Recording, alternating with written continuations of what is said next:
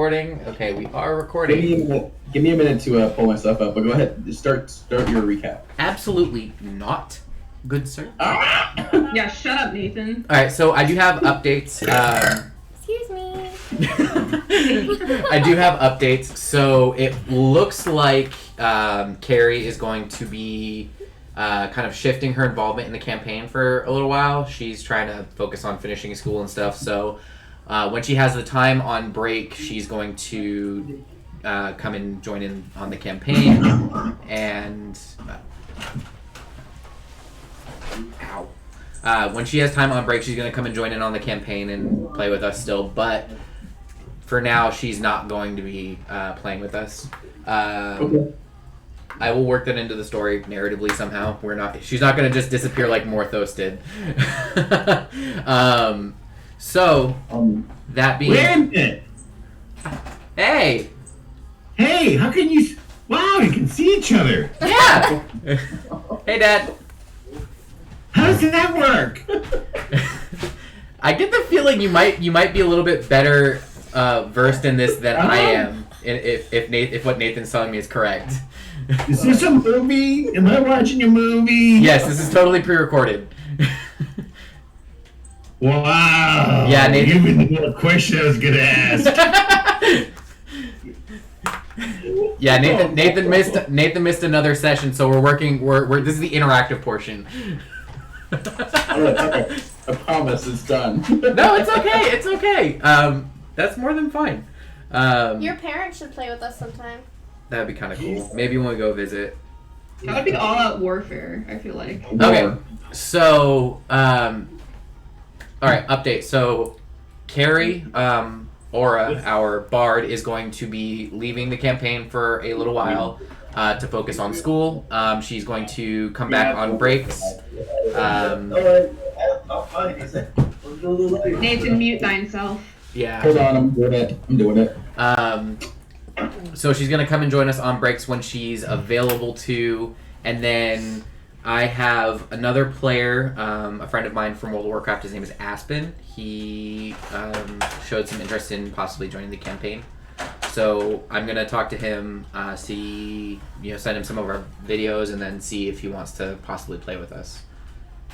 Is Dad talking right now?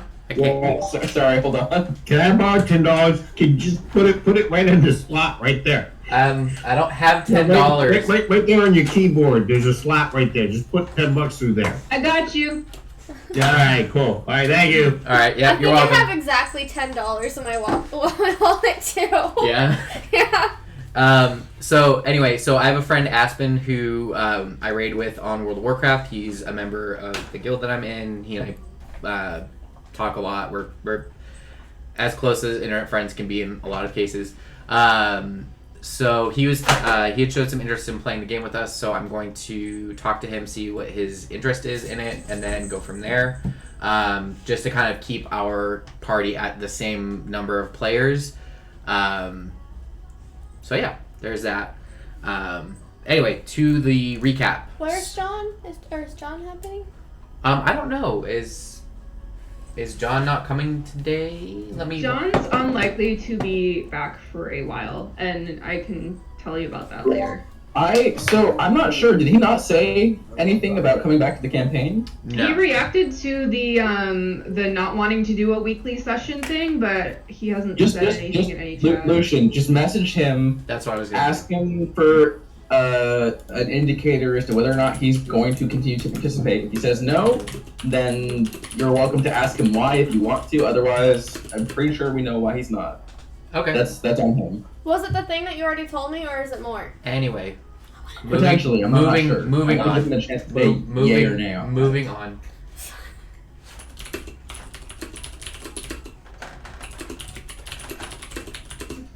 Why is your mom messaging me? Oh, okay.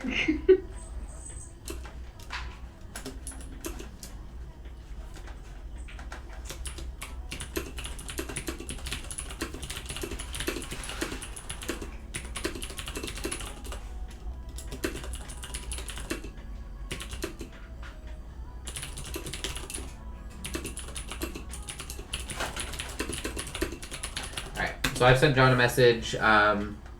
We will see what he says. Anyway, so to recap, the party, after successfully... Dogs are inside, right? Yeah. Okay. The party, after successfully rescuing the townsfolk from the subterranean cave in the Ashmont Polder, where a ritual was being conducted, were sent post-haste to the city. Honey, would you mind grabbing a bowl? This is my freaking It's very popcorn. loud. I will come over there. Okay. Would you like me to go grab a bowl for you? Continue. Okay, just don't be that guy. Anyway, so I'm just kidding. I'm just kidding. Keep going. I'm just kidding. I'll anyway, behave. so after rescuing a group of villagers from the subterranean ritual chambers in the Ashwan Polder, they were sent post haste to Southwatch in order to investigate a similar situation that's been happening in that area. The group met with Commander Vectis, who is the leader of the military in that area, specifically heads up the forces stationed at Southwatch Garrison. The city is very heavily fortified, so they're basically very well prepared for what would normally be a siege.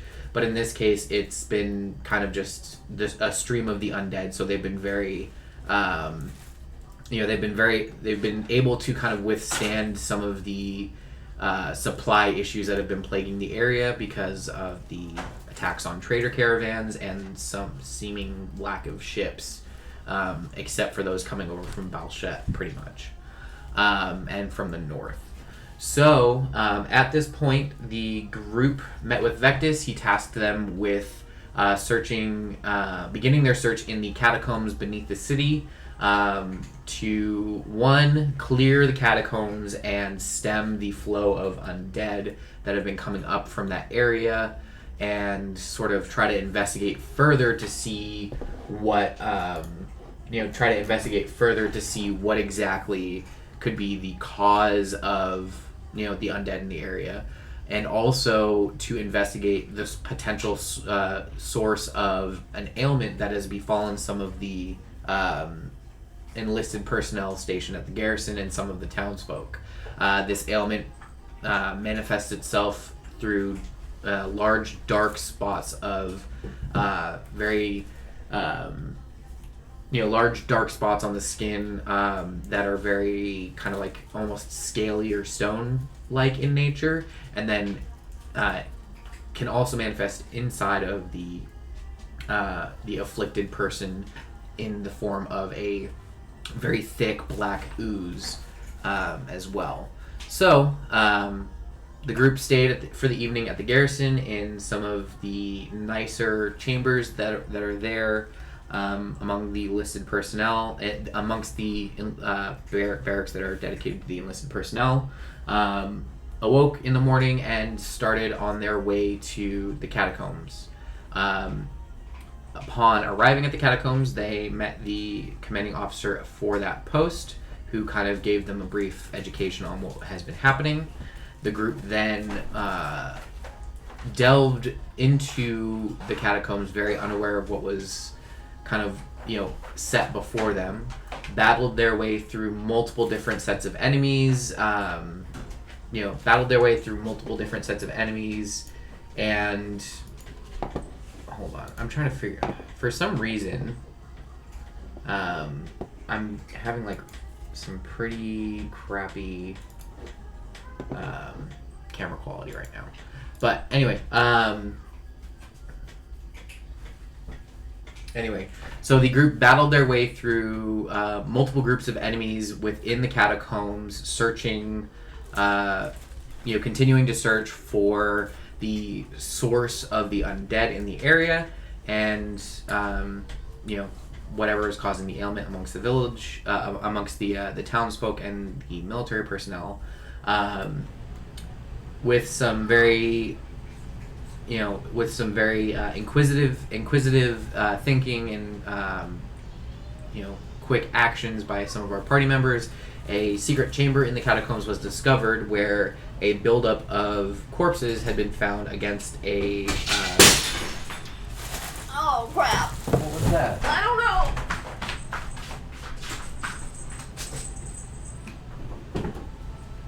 Oh no. What happened? Frankenpig. Frankenpig? Oh, was that the piggy bank? Alright. Do you need help?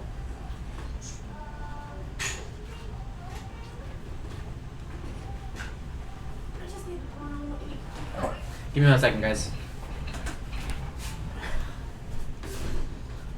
Poor Frankenpig. What happened? Did one of the cats knock it over?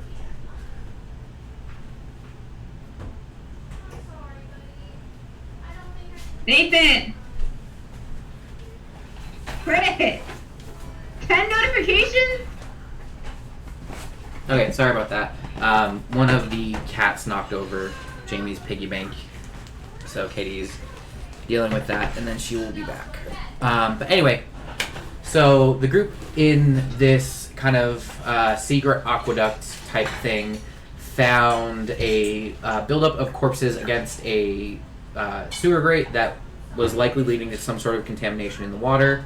The group cleared that, found a chest with a bunch of magical items in it, and then continued their search throughout the catacombs. They, at this point, battled with a banshee and some more zombies, and then came upon the ritual chamber.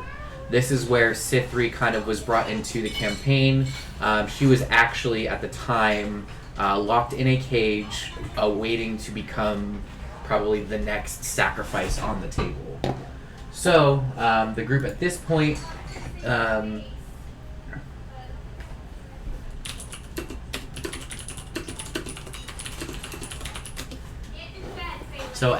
the group continued to search on, discovered the ritual chamber, which contained a chain devil and a few cultists and fanatics. Did battle, got fairly, battered and bloody in the process, and then from there, upon being victorious, freed Sithri and started to make their way out of the catacombs. We kind of put a hard stop on the game as the group was exiting the catacombs. Basically coming back up to the barricade, blocking the entrance into the depths of the catacombs. So, what would people like to do to kind of set the scene for today? The group is slowly ascending through the catacombs. They've just been through a fairly rough ordeal. More than a few of you are battered and bruised. Kat specifically, Evo has come fairly close to death while they were down in the catacombs at least once. Sithri, you are still feeling very... Nathan, what? Alright, he's like in a weird mood right now. Just ignore him. Evo was not the only one to come close to death while we were down there. Okay, was I done talking? Oh, I will fight you. Don't talk to him like that. I was not done talking yet. I was getting to you in a minute. So Sithri, you are still feeling very hazy. You know who you are, you know where you are, but the length of time... She's in a party with a giant cat. The length of time with which you were down in the catacombs is still a mystery to you. You're still feeling very, very weak. Even though you've found all of your gear and your belongings, you're still feeling the effects of the fact that you've been held in captivity for some long but undetermined period of time. Yeah, it hurts to think. Driscon, at this point, you are feeling very... you're feeling very triumphant. You know that there has been at least one other group of paladins who has been sent into the catacombs recently. You know that there's been one other group of paladins that have been sent into the catacombs recently.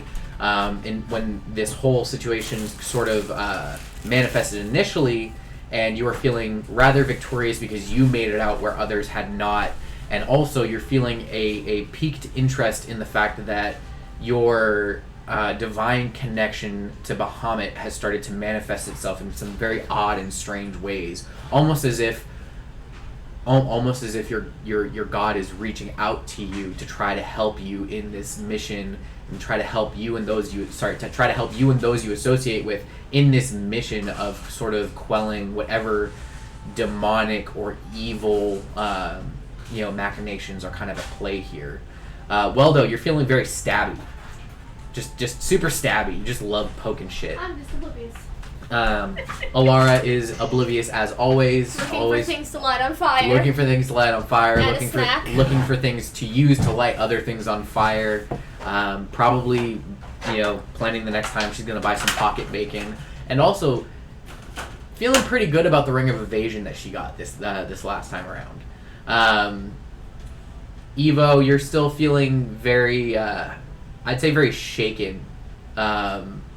About what happened while you were in the catacombs. Evo came close to death, at least, fairly close to death on at least one occasion, and you kind of were cutting it close on at least one other occasion as well. So Evo is feeling very, very shaken. That's all I'm really gonna say there. She's squishy. Huh? She's squishy. Evo? Yeah, Evo is squishy.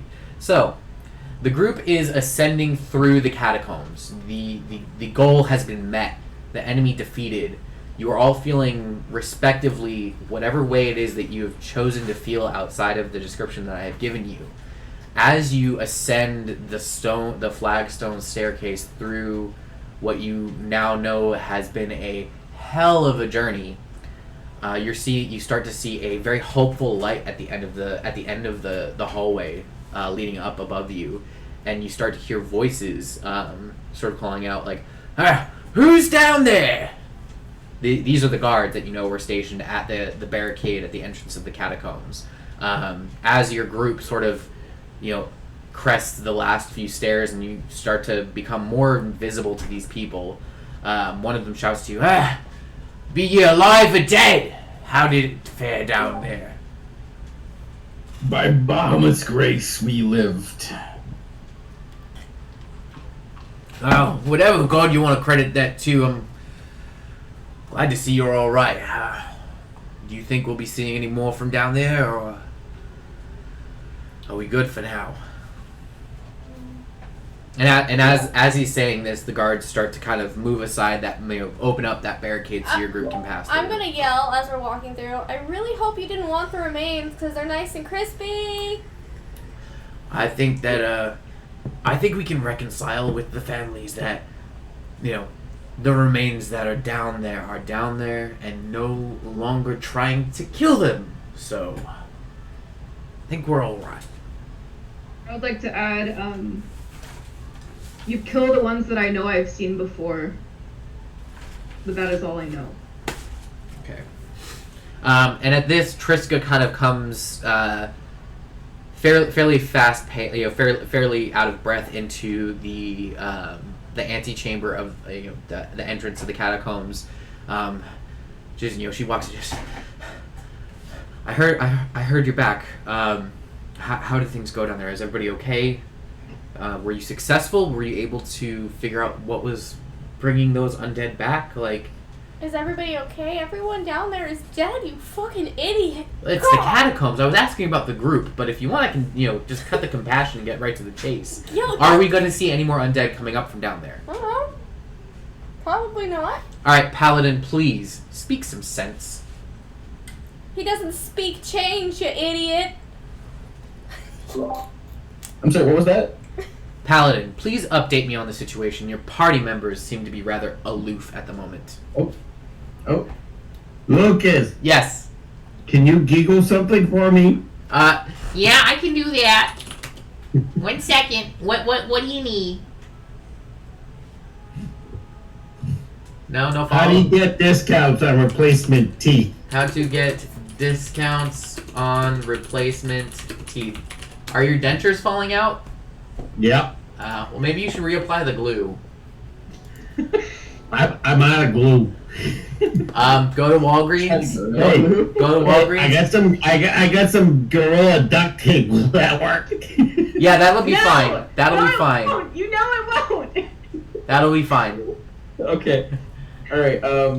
So you said the party is kind of like not giving you any information. Basically, Alara just gave Triska, who is she's a military commanding officer. She gave Triska quite a bit of kind of fluff when she asked what the status of the mission was. So she's basically turned to you and be like, look, cut the shit. Tell me what happened down there, and are we going to continue to see undead coming up from there? As far as I could tell, we neutralized the source of the undead. There was a small gaggle of cultists who were responsible for raising the bodies, and on our way back, I didn't notice any other activity. I do have to say, it is quite concerning. This is the second time we've encountered such an occurrence of cultists raising the undead. And demons at the center of the cultists leading the way. We should inquire further about these. That's very strange. And were you able to glean the source of the ailment that has been striking the troops, or is that still unknown? I believe Lara may have say about that. However, let's ask her. Alara, were you able to glean the source of the ailment that's been afflicting our men? There was dead bodies in the water, and I purified them with fire, or tried to. Okay, we'll have to see. We'll have to see if that does indeed take And any then sort there was of... a guy chanting some crazy stuff with chains and fire. And I lean over to Evo and I'm like, she knows that Wait. waterlogged bodies don't burn, right? Wait. Burn if you try hard enough. Wait. Do you mean to tell me that there was a chained devil in the city? Yeah. His chains were not the kind that excite me. Yeah, when I said demon, This this is- is kind of demon I was talking about. This is deeply concerning information. We must consult with Commander Vectus at once. Come quickly, let's go. And at this, Triska turns around, kind of in a huff, looking very, very perturbed, and starts to walk, assuming that you'll follow out of the catacomb, out of the entrance of the catacombs, back towards the garrison. So I kind of walk up next to Triska. I'm like, so yeah, what's your role around here exactly? I mean, I'm just a... Look, it's been rather confusing times. I worked at... I was in charge of the armory until our men started to fall ill, and... I mean, I thought taking another post in the city was going to be fine, but I didn't realize it was going to be right at the head of where all of these... Look, I'm relief at this point. I'm not... Like, I'm just relief. I was the caretaker of that outpost there. I managed the watch. I managed the men in the area. And I filed reports with my commanding officers back at the garrison. That was really my role. Typically speaking, I'm a nobody. you seem stressed. If you feel like you need to talk about what's been troubling you, please feel free. It's a specialty of my order to make sure that everyone's at, Can the rest of us hear this exchange? No, you guys are. I mean, she's walking at a very brisk pace through the city, so like she's probably still like 15, 20 feet ahead of you guys, and Driscoll kind of like jogged up to kind of catch up and just be like, hey, real quick. And at this, she turns to you and she says, "Look, I much appreciate your candor, and I much appreciate your candor here, Paladin. But I will speak to the proper people at the Temple of the Raven Queen to console myself with at this point." I give her like a really cool double thumbs up, and I say, "It's all good, homie." Oh my god.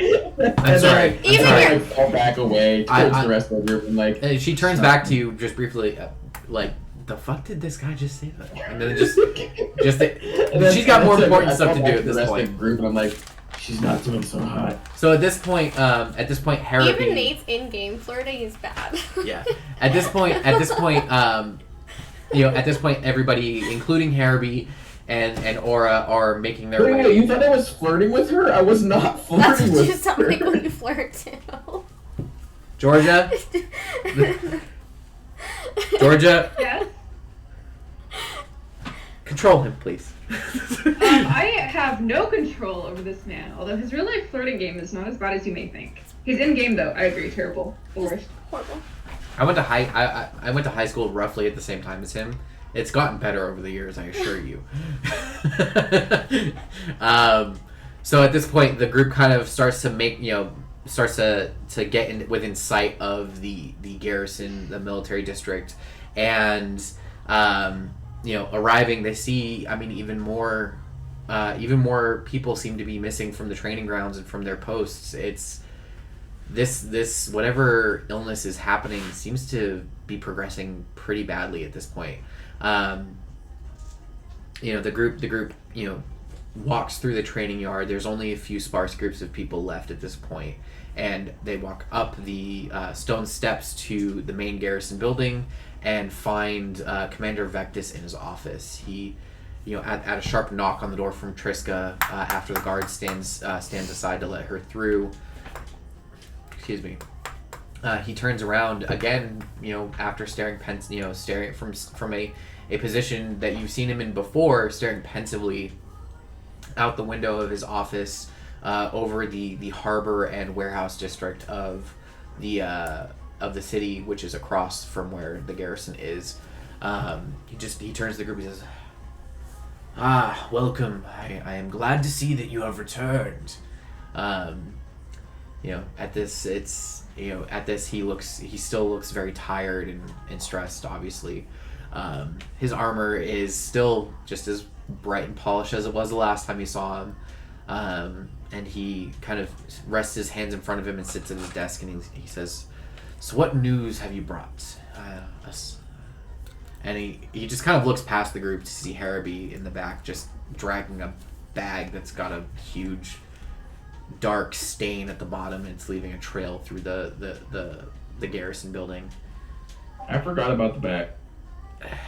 So I take it that you were met with some level of success. Please explain where our position is currently. Brief me on our situation. Also, welcome to the new member. I didn't notice you there for a second. I give a half-ass salute, I but appreciate I'm it. so tired. But I'm so tired. I can barely speak. Cultists, sewers, raising the dead, plague caused by bodies, sorted, demon leading the cultists, not sure what the reason for that is. Chain devil, I think. That's pretty much where we stand. Chain. That's Human sacrifice. Don't forget human sacrifice. Human sacrifice. Dead Thank bodies you. in the water. Human sacrifice is the core component. This is the second time we've seen this now. Yeah, there was dead bodies in the water, but they're gone now. And did you uncover any information about what was going on, or did you just kind of ransack the joint and come back? I'm hungry. Do you have any food? Paladin, please.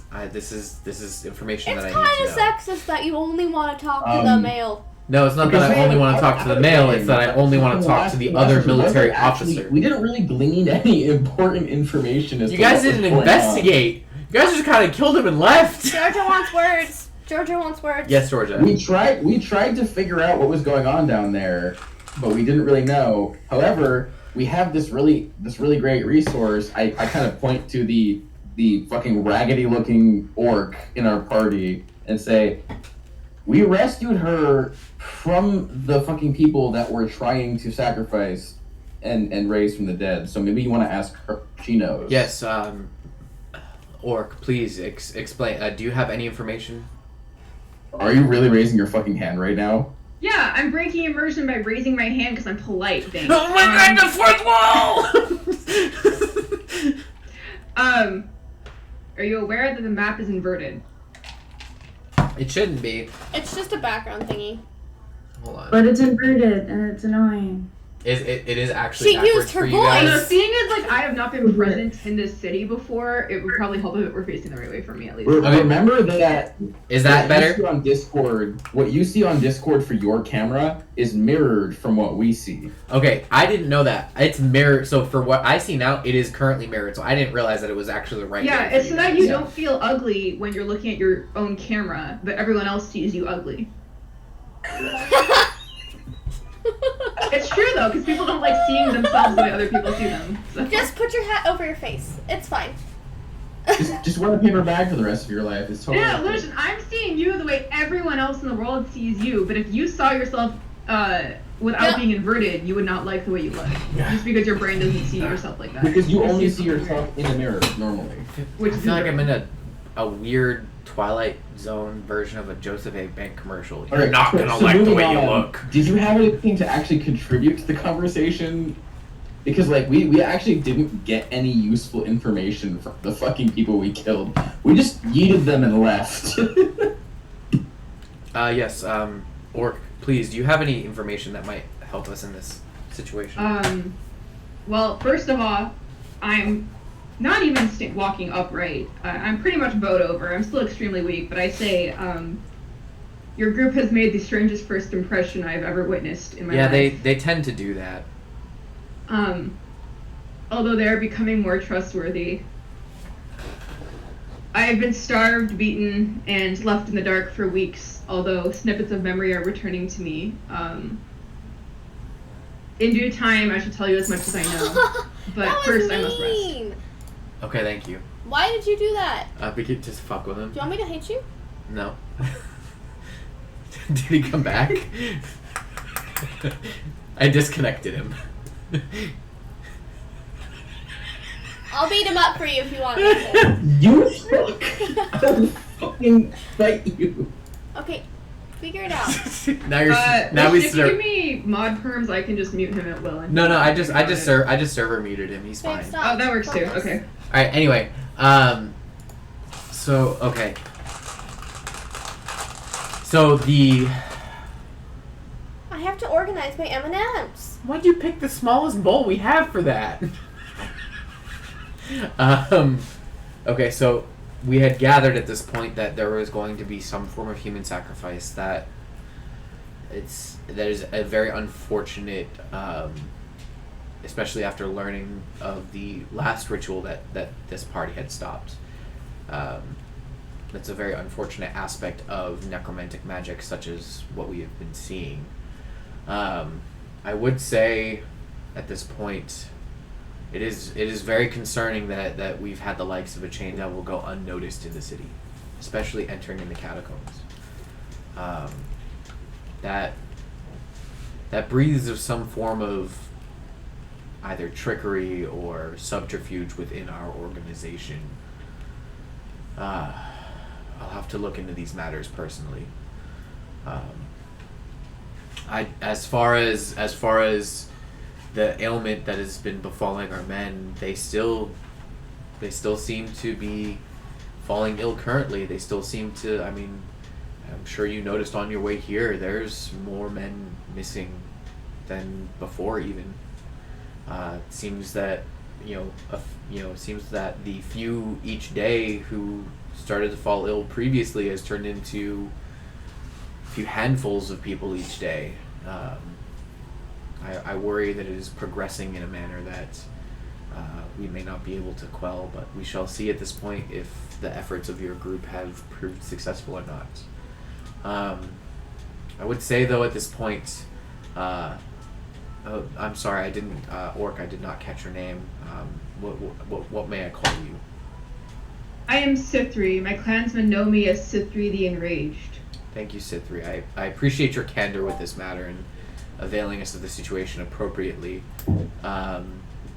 Please feel free to use use the chambers that this group of people have occupied up to this point to get some rest, recover, and feel free to, if you remember any more information, please don't hesitate to let us know.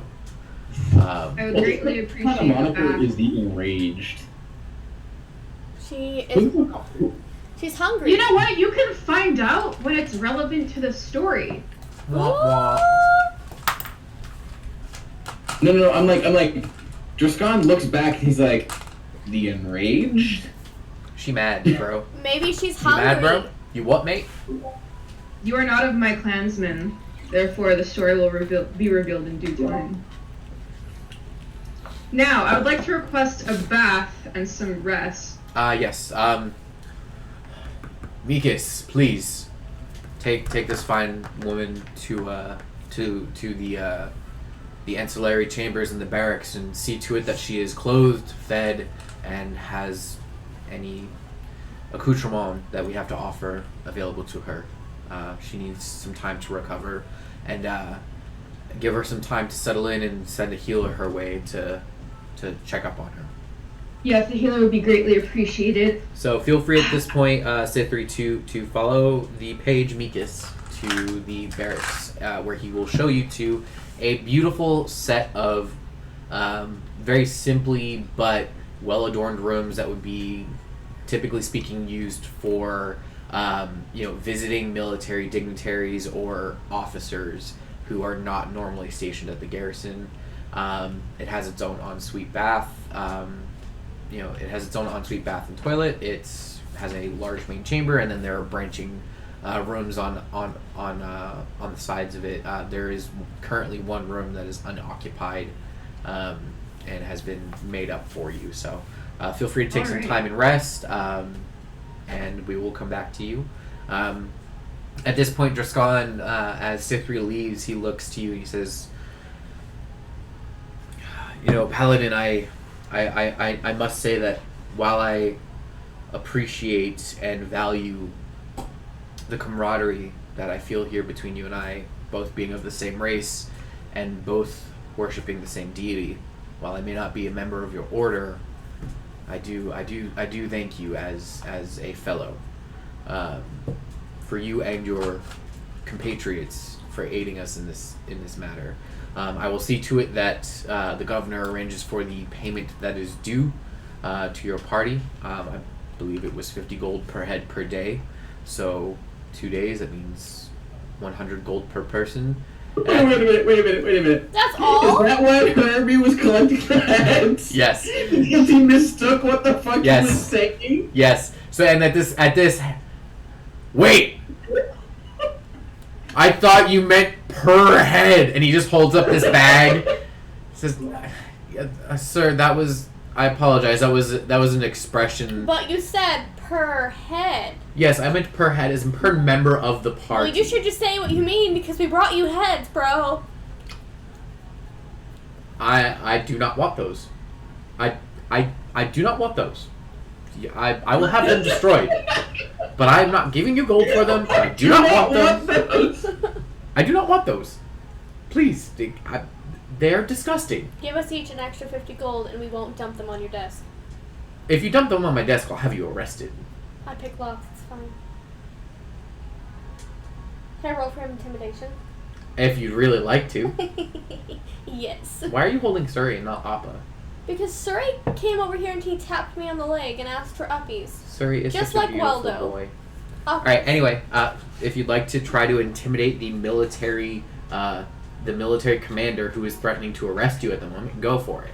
Wait, hold on, I have to check my intimidation thing. Driscon looks at her and says, please don't. Please, for the love of God, I want to sleep in a bed and not a cell tonight. Fine, but you're buying me dinner. I don't think Alara has gathered the fact that dinner is free at the barracks. Anyway, moving You're on. buying these secondsies. So at this point, and let me just pull up the sheet so I don't get this wrong. I don't even think they can see that I'm holding a cat. You just outed me. I mean, they can see it right there. You can't see Surrey. I can see him clearly. You can't see Surrey. Alright, so at this point, I'm going to retract the thing I said about the governor. At this point, Vectus is going to pull a a small chest out of his desk, and he's going to count out 50 gold pieces per person.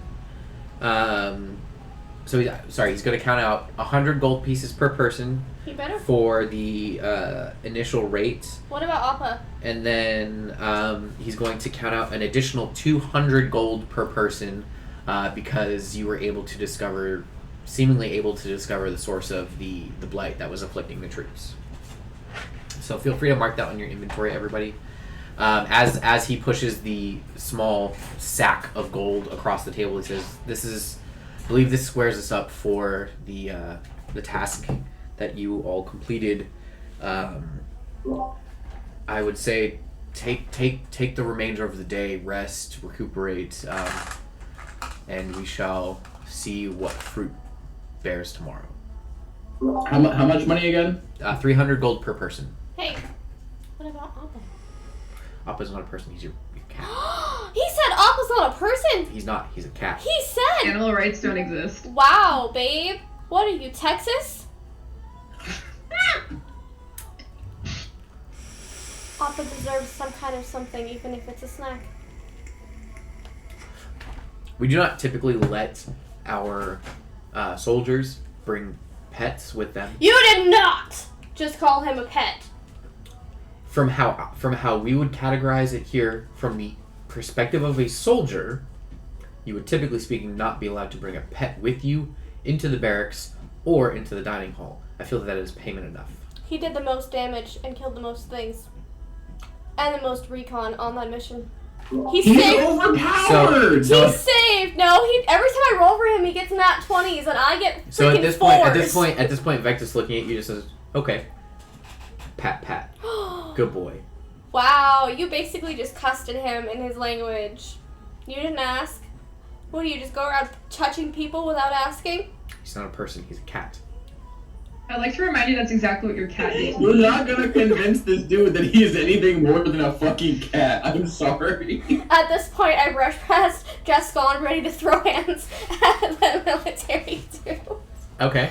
Does anybody try to grab her? I'm just mad. I try to grab her. That's on her. Okay. I would like you to roll a dexterity check for me, please. Oh yeah, we need dice.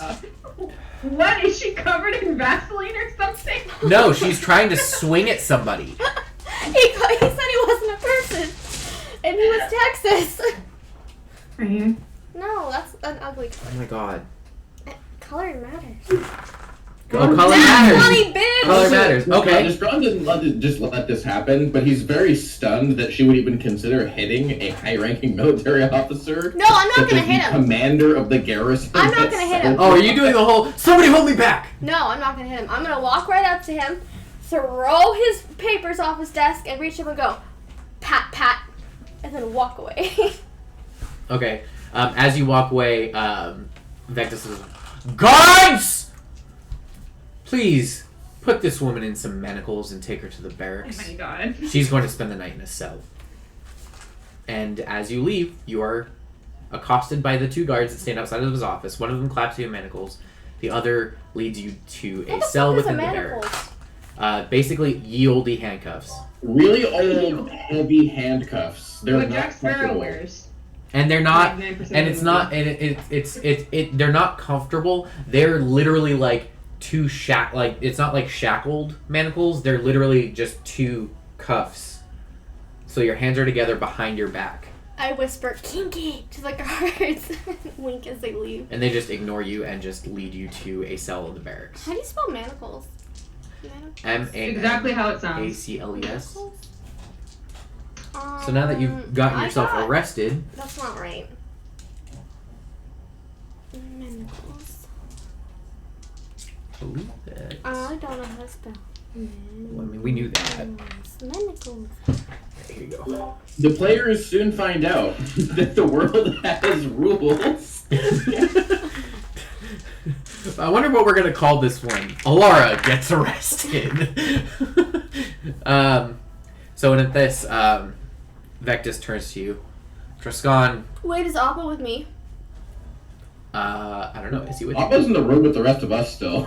No, Appa was on her shoulder, I would assume. As Oh, is he smallified? No, Is that why? I didn't. Is Appa small or big right now? He's always big. Okay, so Appa is still in the room. Yeah, Alba starts freaking the fuck Appa out. wasn't arrested.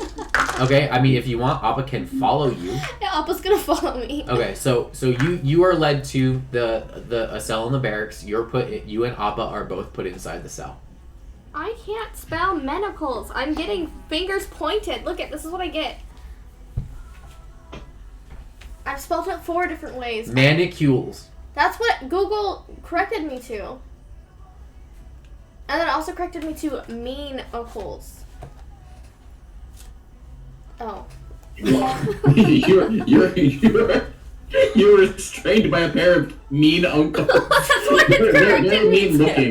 They're nice, I assure you. Uncle Terry, you're being so mean. Stop. They're very aggressive uncle. Oh, is that little Daisy? Aww. So when we're visit, we're gonna call Daisy Big D. Are we bringing the dogs with us? I don't know if we're going camping. Hey, Mom, is the camp dog friendly? Like big dog friendly? Nathan, you're muted. Yes. Yes. It's big dog, so we can bring the 3 dogs. No, I want to bring 2. 3 dogs might be a bit much. What about 2? 2.5. One's a puppy. Or just 1? If you're gonna bring a dog, bring a dog because we'll have Daisy with us. Okay, so we'll bring Big Daisy. She's the oldest. She gets to go on vacation. We'll ask Tyler to watch the other 2. Anyway, I forgot. so anyway, at this, Vectus looks to Driscon. Driscon, as I said before, I appreciate your group's assistance in solving this matter, but I would ask that in the future you educate your compatriots on the proper decorum when addressing a high-ranking military officer, please. I give him a very official salute. And then I say my sincerest apologies in the manner of my compatriots. Some of them seem quite wild, but I assure you their intentions are in the Hey, right yo, place. she's Please wild. speak her fairly. Yeah. So at this, he looks to you. He says, "I appreciate that. Thank you. Now go rest. Take the day. I understand that there are a couple of items that your group was promised, though I don't know if the ranger quite deserves hers anymore at this point." I kind of look to him and I nod like, I'll take care of it. Don't worry about it, please. It will take me some time to make the arrangements for those items. So please come see me tomorrow, and we shall discuss it further. Thank you. So what would the party like to do? At this point, you notice. At this point, you kind of gather that he's fucking done with this conversation. Like he would rather not see you guys right now. He's kind of annoyed. I do that thing that Southerners do when they're like slap themselves on the knee. They get up and they're like, "Well, best to be going." Yeah, they don't actually do that. and I'm like, "All right, it's time to go." And I kind of turn very like emphatically and start walking out slowly enough that like the rest of the party can join me if they want to. So at this, Harry's like, "So what do I do with the heads?" Vectus just turns to him. He's like, "Just give them to the guard outside. He will take care of them for you." Harry just holds his burlap sack of just severed heads to the guard outside, who just shakes his head and just looks and just walks away with it, assuming to probably to destroy it. There are some things that just should not be said. All right. Severed heads, Jesus. All right. So at this point, what would the rest of the party like to do? I am taking a bath. It is a really nice bath. I am not moving Is there a rubber ducky? for a couple minutes. I don't believe rubber is part of this world. Is there a wooden? Is there a invention. wooden ducky? No. There's okay, so there's finger guns. There's vodka and whiskey. There's What? this. There's not a rubber duck, but there's a rubber goose. Not rubber duck. goose. What? Or a cork goose. It's a cork goose. It's a cork goose. A goose carved out of cork. Those are very expensive. Cork's not easy to carve. It's a very nice suite that I'm in, so I'm just saying. It's Okay. provided by the military. So what would you guys like to do? You can return to the barracks and rest for the remainder of the day. It is at this point getting fairly close to evening. You notice things are starting to kind of wind down. So Can you I guys, flirt with the guard? No, they're ignoring you. Really? Yes. I want to try to talk to the guard to take responsibility for her and get her out of there. Okay. What would you like to say to them? I'm really sorry. She's kind of a handful. I promise if you screw me, and I'll make sure it doesn't happen again. I'm really sorry. You know, she's a little different. You know. I'm sorry. It's the Catherine. commander's orders. I can't. I was told to hold her and the cat here until tomorrow. Call him a cat. He is a cat. Doctor, your commander. Is that cool? I'm What? sorry. I don't want to go above your head. I respect you.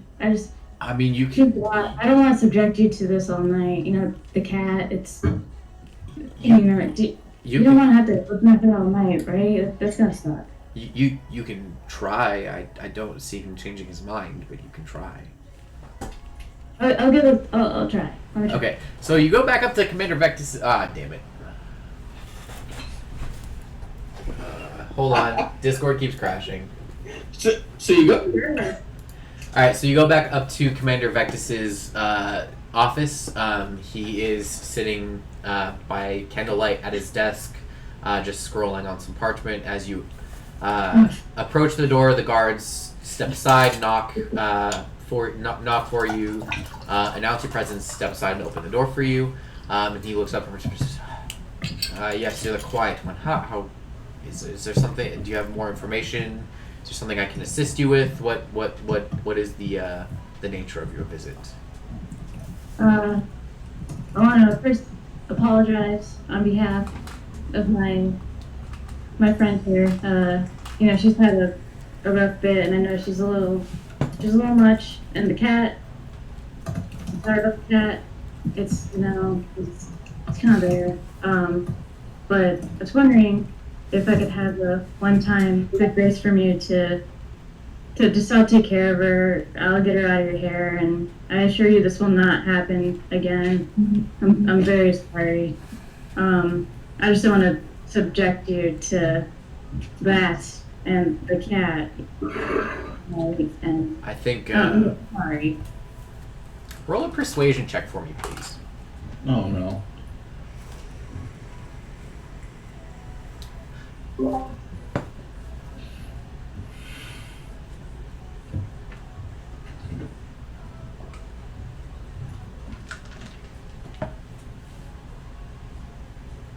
Nine. 9. Look, I appreciate your position on the matter, but she was warned, and she was warned, and I am afraid that I must uphold this punishment. I cannot just abide people flagrantly disrespecting military officers in that manner. This is not a place where people can do and say anything they wish. I know. I understand. If that is all, I have much work to do. Please leave. I could quietly leave, sulking back. I just start screaming from my jail cell. Nobody knows the trouble I've seen. Nobody knows. And Alba picks up. Meow meow meow. So while a few minutes of this goes on, just kind of ignored and accepted by the guards, and after probably about 10 minutes, look, could you please quiet down? It's just one night. I'll be quiet when you let me out or bring me food, or both at the same time. If I bring you food, will you shut up? I might shut down. What? Shit the fuck up. What does the cat eat? People who call them pets. Does the fox say? So you can either answer the question or the cat gets nothing, and neither do you. Do you have bacon? Yes. Alright. So they just bring you a plate full of bacon. Oh, wait, And chewy or some- crispy? chewy bacon. That's gross. They, Ew, what they the bring fuck? they bring you a plate of chewy bacon. Look, I was raised a specific way, okay? Leave me alone. I feel What harassed. do you mean? You were raised on crispy bacon. I was if I not remember raised on correctly. crispy bacon. We I I'm was literally texting your mom right now. Mary sometimes will bake the bacon and then it's chewy, but David makes the best crispy bacon. So it depends on who's cooking breakfast that morning. I like my mom's bacon. I like his dad's bacon. I like it somewhere in between, where it's a little crispy and a little chewy. Goddamn fence sitter. You know what you are? You're a soggy bacon-eating tyrant. I am not. I'm not the only example, am I? Fucking cat-loving person. Oh my god, we have so many cats in the house right now. This is getting ridiculous. Nate, we're fighting. You didn't have my back. You let him pat him on the head and everything, and we saved you. I saved you. You patted a Dragonborn commander of the Watch on his head. He called him a pet, and I saved your life. I held your head when it was gonna fall. Okay? I saved you. And you let me get locked up in here. Okay, so with so soggy anyway, bacon. you guys aren't anywhere near each other at the moment. So, you were brought a plate of Shitty bacon. shitty bacon and some bread and a jug of water. Y'all don't have any cranberry juice? I'm sorry, we don't give prisoners cranberry juice. You're lucky you're getting the bacon and not the normal soup that we serve them. Wait, what kind of soup? Yeah, what kind of soup? It's, I mean, dude, it's fucking We soup, broke okay? him. You introduced a new item to us. I have to know We everything need to about know. it, Mr. DM. Oh my god. It is bone broth that has been simmering for the last 15 years.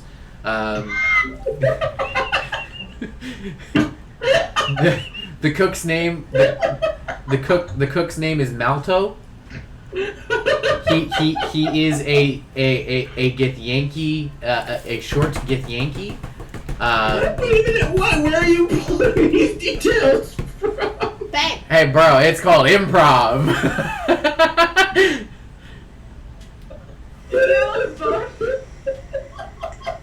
He's like a short little fucking fish man. An astral fish man making bone broth for 15 straight years. Oh no! He didn't start the bone broth. The bone broth was started by a Luxodon who has no relation to Boskov from Course. What the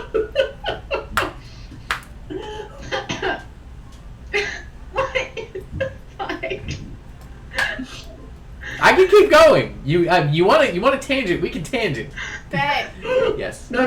You proved your forgot. point. You proved your point. Go ahead. Anyway, you're lucky you're getting this instead of the normal slop that we serve the prisoners. I have a UTI. I need cranberry juice. I think you'll be fine for a night. Fine, I'll just piss blood all over the floor. Okay. You'll have to sit in it. Did you just canonize UTIs in the No. world of D&D? That was Why Pat's would idea. UTIs be canon? They're a common ailment among most women or female species. Now remember, hygiene isn't as good back then as it is now, so UTIs would be much more This is common. literally like just before Renaissance, if not like Renaissance era. Yeah, like, everyone's breaking technology UTIs. at best. Y'all are giving me a fucking headache. Like, we Anyway, don't have flying machines. Da Vinci hasn't come up with that shit yet. All right, he's still painting. Da Vinci's a farmer out near Holven, okay? And it's pronounced Whoa. Da Vinci. All right. Da Vinci canon? No Da Vinci canon. So anyway, at this, is there anything else that your party would like to do before they turn in for the evening? Yes. Okay, what's up? Sa, dude. Sa. We're Is fucking Weldo. He's stroking out, man. He smells the burnt toast. Dirk, you good? Burnt bacon. okay. Can I see the guard where I am? Like, can I see his whole person? So to kind of give you like a rough approximation of what this is looking like, the barracks are a large, very like. They want to know if they. And I'm explaining it right Okay. now. The barracks are a very large utilitarian built structure that is built as efficiently to house people as possible. At one end is your chambers, which is what you kind of consider like the froofy end. And then at the other end is what you consider to be the very small prison section of the barracks. It is at its entrance blocked by a barred gate. So you cannot see the guard that is standing next to her cell. And like you cannot see the guard that is managing her cell for the evening. All you can see at this point is the little kind of like check-in booth at the front of the barred gate where there sits a guard looking at a ledger, basically just keeping watch to make sure to keep track of who goes in or out. That's it. Oh wait. So Black cardinals are a thing. yeah. Cat, we have something to add to our collection. Anyway.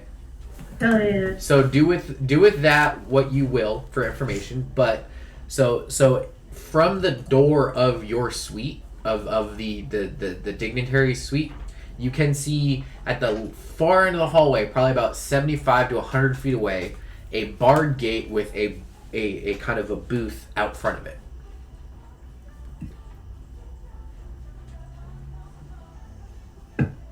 Would you like to do something with that, or? No. Okay. Yeah, you ruined our master plan. I mean, if you want to try to break her out, you can try to break her out, but she's only in there for a night. This is literally this is as close to a proverbial slap on the wrist that slap on the wrist. Yeah, it's literally just a slap on the wrist. Like spend a night in the drunk tank. Yeah. Like you guys just Fine, you guys just helped save the city from a pretty bad problem internally, and where normally that would have been something that you would have like been court-martialed for and potentially kicked out of the military for or ejected from the city for, she's just being held overnight in a prison cell to say, hey, maybe don't say stuff like that, or hey, maybe don't cop an attitude with the dude who's in charge. I just patted him on the head. Alright, we're fine. So anyway, so if that's it, you guys all turn in for the evening. Sithri, I'm assuming at this point you have finished your bath. Is there anything you'd like to do? At this point, the party has started to arrive back at the suite. Yeah, I'm done with my bath. I'm changed. I have, at some point, Mikas has been checking up on me, right? Yeah, Mikas has checked up on you. You have seen a medic who attended to the minor injuries that you had sustained while you were in captivity. Your wrists are currently bandaged from the manacles that you had been kept in before you had been. So basically, to kind of give you an overview of what had happened while you were there, you obviously you were there for whatever reason you were there. You were captured. You at first were held in that cage that's described in your backstory with that group of other people, and then you were at one point moved into this cage. When you were in the cage, the first cage that you were in, you were actually manacled to the other people. It really sucks, and I'm like super beat up, but I'm taken care of. You're starting to feel better. I assume at some part has brought me a tray of something to eat. That wasn't the rations I had in the cage. So I'm doing okay. I'm gonna find somewhere to sleep. I'm gonna turn over. I'm gonna be awake and be listening for when the other party members get back. But for the most part, I'm done. I'll be up and at 'em in the morning, but not yet. Okay, so the group starts to arrive back at the dignitaries' quarters, and what? Nothing. And at this, the first to enter is Haraby, who, he's just kind of looking down. God damn it! I really thought we were gonna make some extra gold there.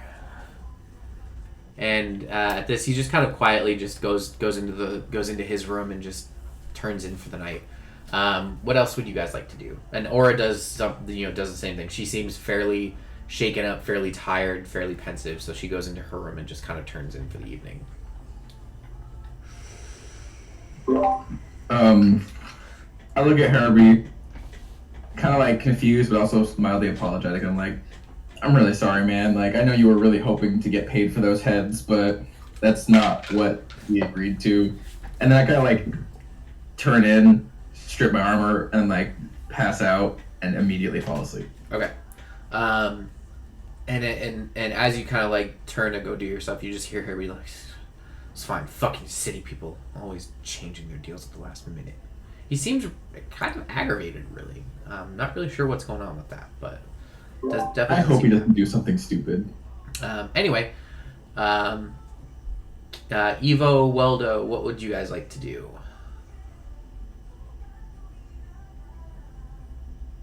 How do you want to bring her out of jail? I'm gonna cry myself to sleep in bed. Okay. Good night. Thank you. I'm gonna go to bed too. Okay. Waldo's just like, I'm I got a so rough day. Okay. Weldo's gonna take over my bed. He's like, yes, big boy bed. Oh my god. Bro, if you're a gnome, that's the, like a the military fucking standard. king-size- That's a Cali King right there. I was gonna say bro. the military standard twin size bunk really feels like a California king to you right now, Weldo. Like a dog rolling. Yeah. Draw really feels before that. So, Was Waldo sleeping on the floor before that? We dropped Abba. my Herbie's extra pillows on the floor. so, in the night, And the night. No, I can do is there anything else that anybody would like to do at night? No. No? Alright. So, Driscon, Okay. you are falling into a rather fitful state of sleep. Uh-oh. You... Melatonin dreams? Sure, let's canonize melatonin while we're at it. God damn. I was just making a comparison. Really vivid dreams? As you just that thought of what you saw in the catacombs between the risen dead and the way that what you can only assume would have been Bahamut's energy manifesting itself, you fall into a very pensive and fitful state of sleep. You have an itching feeling that something's happening, and you're not sure how it's connected. You're not sure how this affects you. But as you start to drift off into this fitful state, you almost awaken. Not just waking up, but have a true awakening. Your eyes open, and in front of you is a stark, white, radiant landscape. You see fields of grain. You see... Skies of blue. Wait a minute. Is this the other world from Gladiator where he's like running his hands through the fields of grain, or like It's fairly similar. okay? So you see large fields of grain. You see a, and actually, I'm actually going to give me 1 second. I'm going to switch back to this map. You see, you see a large, very linear, intersecting body of water. Not quite a lake, not quite a lake, but more than just like a stream or a creek. In the center of this body of water is a glistening structure of just pure crystalline stone. Okay. As you kind of gaze upon this landscape, you notice that these fields of what tall grass and grain, you notice that you're surrounded by very mountainous terrain in the distance. And as you take in this setting and gather what information you can from it, you just hear just a resounding crack coming from above you. It almost sounds, I mean, it borderline deafens you. It sounds like the collision of 1,000 armed warriors in the middle of a battlefield. And as you look up, you see Bahamut colliding with a multi-headed, just disfigured creature that it looks draconic in shape, in origin, definitely, for sure, but it's been twisted somehow. It's been altered and made to be this grotesque being of just pure evil and hatred. And you see at the moment of collision between Bahamut and whatever this creature is, a bright, radiant light emanates from Bahamut's chest up through his neck and out his mouth in this very just this very bright all-consuming fire as he grips with this being, and they plummet towards the ground, and they're just falling, just free falling as this fire. Now you can see that Bahamut has started to bite and claw at this being, and the fire is continuing to consume it, and they're falling for what seems like ages. And at the moment of impact on the ground, your body is jarred awake. You come out of the dream and realize that you are one of the few people in the world at this point who can confidently say that they have witnessed the Sundering. You've witnessed the final act of heroism from your god, and you feel it.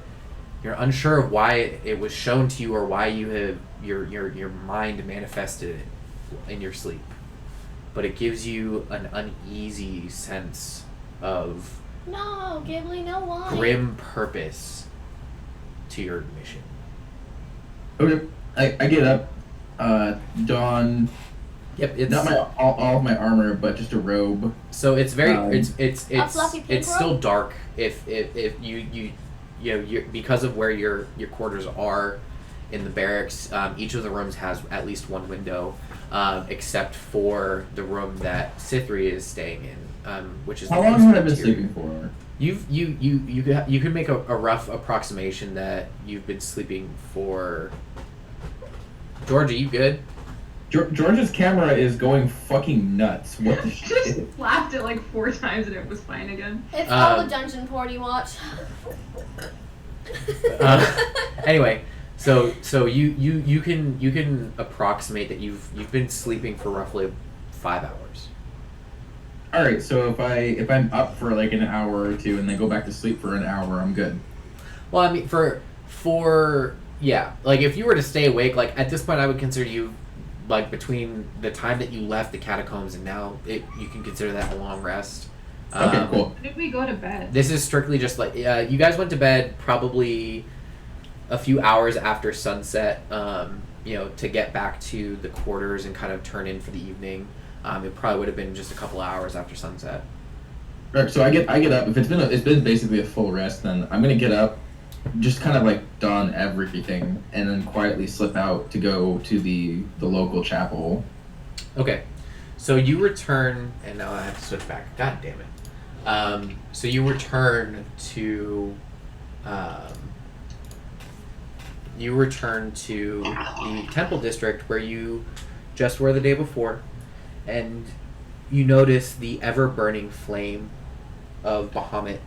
It is a single white stone torch that is placed outside of every temple of Bahamut that signifies it signifies the perseverance and determination of the order and their followers to continue on with Bahamut's legacy in the world. Yeah. And you notice that the doors are open, as always. The doors are always open.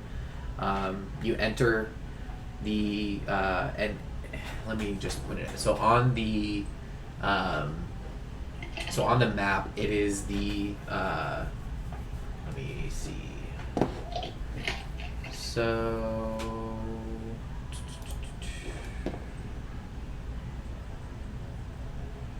Alright. So I'm just going to share my screen really quick. Oh, okay. So on the map, this is the Temple to Pelor here. Temples of Pelor, typically speaking, have a golden colored domed roof to signify their unity to the sun god. This is the Temple of Bahamut here. Okay. And then this is the Temple of the Raven Queen here. The Temple of the Raven... this is the Temple of Melora here. The Temple of the Raven Queen is actually here. It's this large building Am I out of jail yet? near the catacombs. No, it's very early morning. Okay. I'm just gonna go ahead because It's morning o'clock, they said, for the night. Alright, so, and let me... Alright. So, you enter the large, bright stone building, and you know that unlike a lot of other temples, there is not really an altar of worship at these temples. They're very much so arranged as a forum to where the priests and paladins of the order and the religious group can address their comrades, and that's what they're considered. They're not considered acolytes or parishioners or anything like that. They're considered to be comrades. It is a religion that is very much so based around camaraderie and respect for life and the people who uphold those same values. So as you enter, you notice that the forum this early in the morning is empty. You do see, however, some hooded figures kind of walking to and fro along the sides of the aisles, and they just seem to be going about. They seem to be kind of lower members of the order who are caring for the tasks to start the day that are meant to use to start the day. So. Okay, I'm not gonna get too crazy into this because I know we've got other stuff going on. So I'm just gonna go kind of like, how there's like an area of the church that's normally in all churches like kind of barred to anyone but members of the order. Yep. I'm gonna kind of like just by nature navigate my way back towards that and seek out a couple of my fellow members of the order, or just kind of like find a quiet place to and then consult with fellow members or contemplate on my own. Being as early as it is in the morning, you notice that there's no, you do know that there's always at least one or two paladins at every temple of Bahamut, and they're typically speaking used as a way for members of this religious practice to connect with other members of to connect with members of the order. Some of the more I don't want to say devout, but some of the more involved people within the religion. But at this point, being as early as it is, you don't see anybody who is awakened, but you do find your way into a courtyard in the back of the temple. Something that you had to go through, kind of like the little private, members only area of the temple to get to, and you see just a simple a simple and small courtyard filled with short cropped grass, with various wildflowers from the area planted around its edge, and some benches kind of in the middle of it. You find if you're looking for a place to contemplate what you just witnessed, you're able to do that here. Okay, I'm good. I am contemplating. Move on to somebody else. Okay, and at that, you hear a jingle jangle of a chain and a clatter, Alara, as a guard walks up to your cell and says, "Alright, it has now been the evening. You are free to go.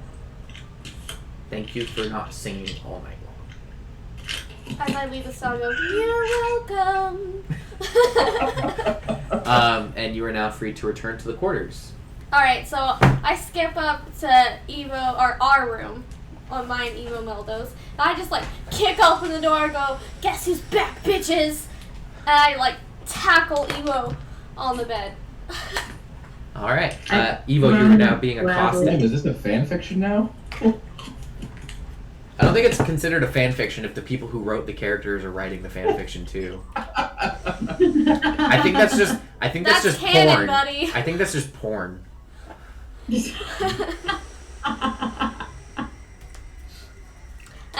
And I make sure to, like, smell. I smell bad.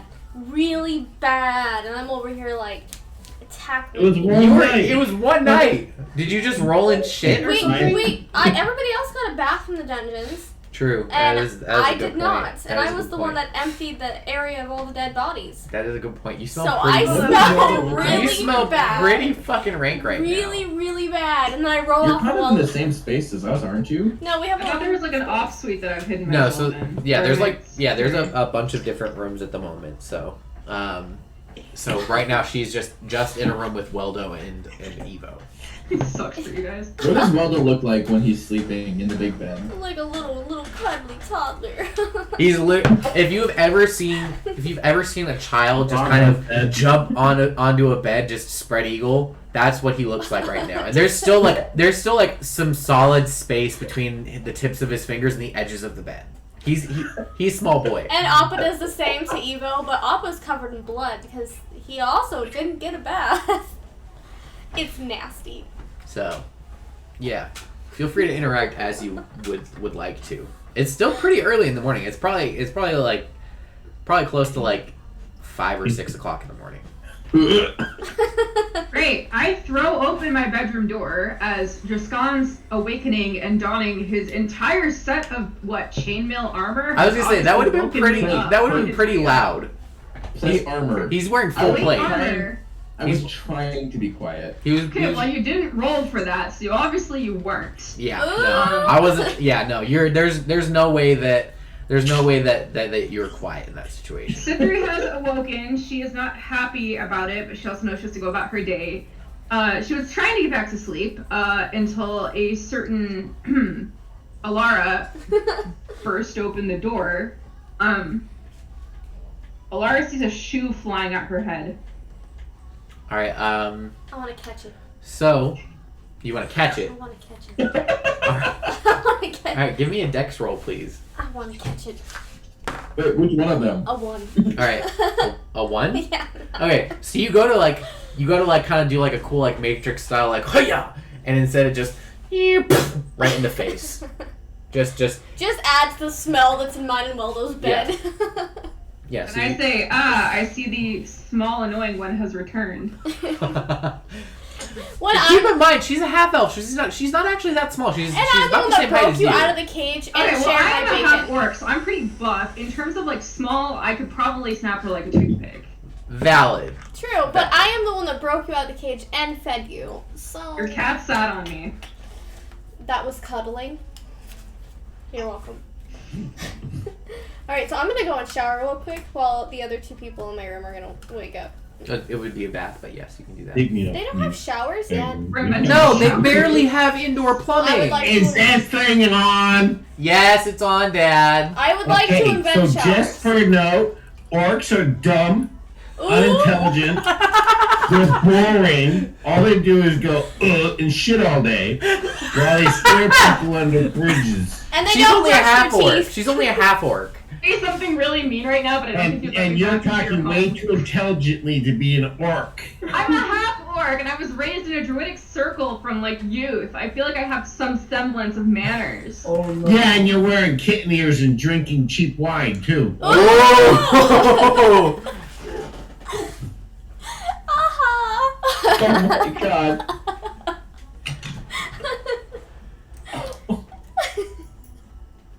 Anyway. Your father has straight up wrecked me, and I don't know how to react. Get wrecked! Okay. I would like to gather my own little party of 3 plus Appa 4 and let them know that we're going exploring today. I'm with you. Okay. Okay. party of 3. Where do you guys want to go? Plus Appa. I have those journals. Mm-hmm. Did we decide if they were druids? Or... Yes, your mother and father were druids. Bet. Okay. So I need to go to the druidic temple. Okay, the Temple of Melora. Okay. So I'm just speaking to Kat and Waldo. I need to go to the temple of whatever. Melora. Melora. I need to go there. Then I need to find more pitch and more torches.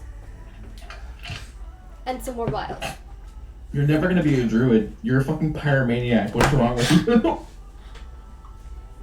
When I looked up artificer, it didn't come up with anything. Like, I could not find it in the app or anything. Like, there was no other whatever. We'll find, when it comes to you multi-classing, we'll find something that you kind of jive with. So I need to go there. I need to go do the other things that I just said. I need to get this leather repaired. What do you guys need to do today? Where do we need to go? I'm just getting a feel for the group because I'm feeling pretty stuck with you guys right now. But at one point, when we all are gathered, I do plan on talking with the group. Okay. About what has happened. Wait, I'm trying to get Waldo first. We're going for the...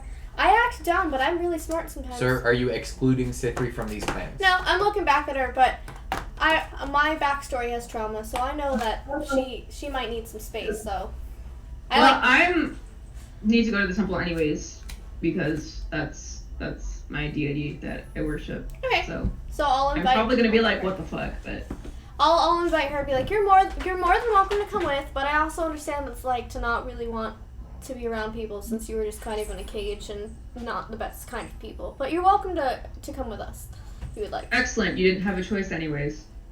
Well, try to be nice to you. Okay, so you know that you're in a city. You're in a fairly large city.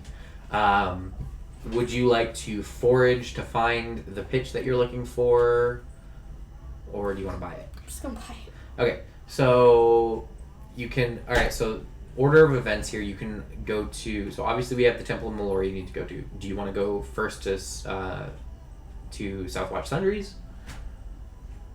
That's why I was asking people what they need to do today so we could go together. Yeah. So what do other people need to do today? Sithri has a request of Alara. Do you have your cat with you? Always. You just have sure. to assume that it's bigified and next to me. It is never not next to me. Unless it's with Waldo. I would like to request any fur that your creature may shed, so I may use it in spellcasting in the future. You have to ask him, and he doesn't really shed. You'll have to, He's a Maine Coon. He sheds. They don't really shed. Really? Google it. Whoa. That's why when you pet Appa, nothing comes off. Alright, I turn and face the cat, and I do not make eye contact. I'm familiar with how to treat felines, and I say, may I request a sniffing of your fur for my spellcasting capabilities? Feel free to RP for Appa. Appa sniffs at her, and then looks at me, and sniffs at her again, and then hacks a huge hairball on the floor, and then winks at her. Why does everything have to be gross? Appa and I have spent a lot of time in the wood. Remember, my parents disappeared when I was little, so we were just raised just a little different. We're 2 handfuls. Basically, what you're saying is you weren't raised. No. No. I was raised. No, she was raised. She was raised well. I'm actually like a princess, but we were raised different. Look, What? What, Nathan? No, say it. You have to say it now. Yeah, it's too late. No, you can't have a say. Discron's gonna, after he's done at the temple, he's gonna make his way toward the armory place to pick up his cloak of protection, and that's it. That's it. I'm gonna actually apologize to Sithri, and I'm gonna just snip a piece of Appa's hair from his tail off and just hand it to her. Okay. I'm just like, he's a little rude. Me too. All right, so Driscon, you arrive at Garrison's Gear. As you enter, Ferran looks up from the piece that he's working and says, "Ah, you've returned. I received a missive from the command requesting that I allocate a cloak of protection for you, free of charge. Here it is. Excellent. And you may now add one cloak of protection to your inventory, sir." I mutter a gruff thank you, and then take it and put it on right there, and like kind of like, this isn't really comfortable, but it works, thanks. And I walk out. It's like those low level cloaks from World of Warcraft. They only go like halfway down your back. Kind of. Yeah. You're kind of wearing a backwards bib. Blueberry Hunter Cloak. Destiny reference. Haha. Alright, so at this point, Alara, you arrive at Southern Sundries. As you enter Gishla. Is Kat and Waldo with me? Kat and Waldo, are you with her? You go. I'm along. Yeah, I'm along for the ride. Waldo. Waldo's a follower. Okay. Alright, so your motley group of four, including Sithri. And Appa, keep it up. You keep it up. Okay, 5, including Sithri and Appa, enter Southern Sundries. Gishla looks up from the counter at you and says, welcome back. How may I assist you today? Do you enchant things? I don't remember. I do not. That would be the Court of Conjuration. Alright. I pull out a piece of paper and just write down. It's like smudged with blood because it's the parchment that we got. Did we get parchment? I don't remember. No, you did not. Oh, whatever. You got a ruined diary. Yeah. No, I'm not gonna write in that. That's weird. Also, nobody actually took it. I don't think so. Or no, somebody did. I don't remember who it was, but. Do you have a never-ending vial of pitch? No. I have glass vials and I have pitch, but I do not have never-ending quantities either. I'll take all of your pitch and all of your glass vials. Okay, so you.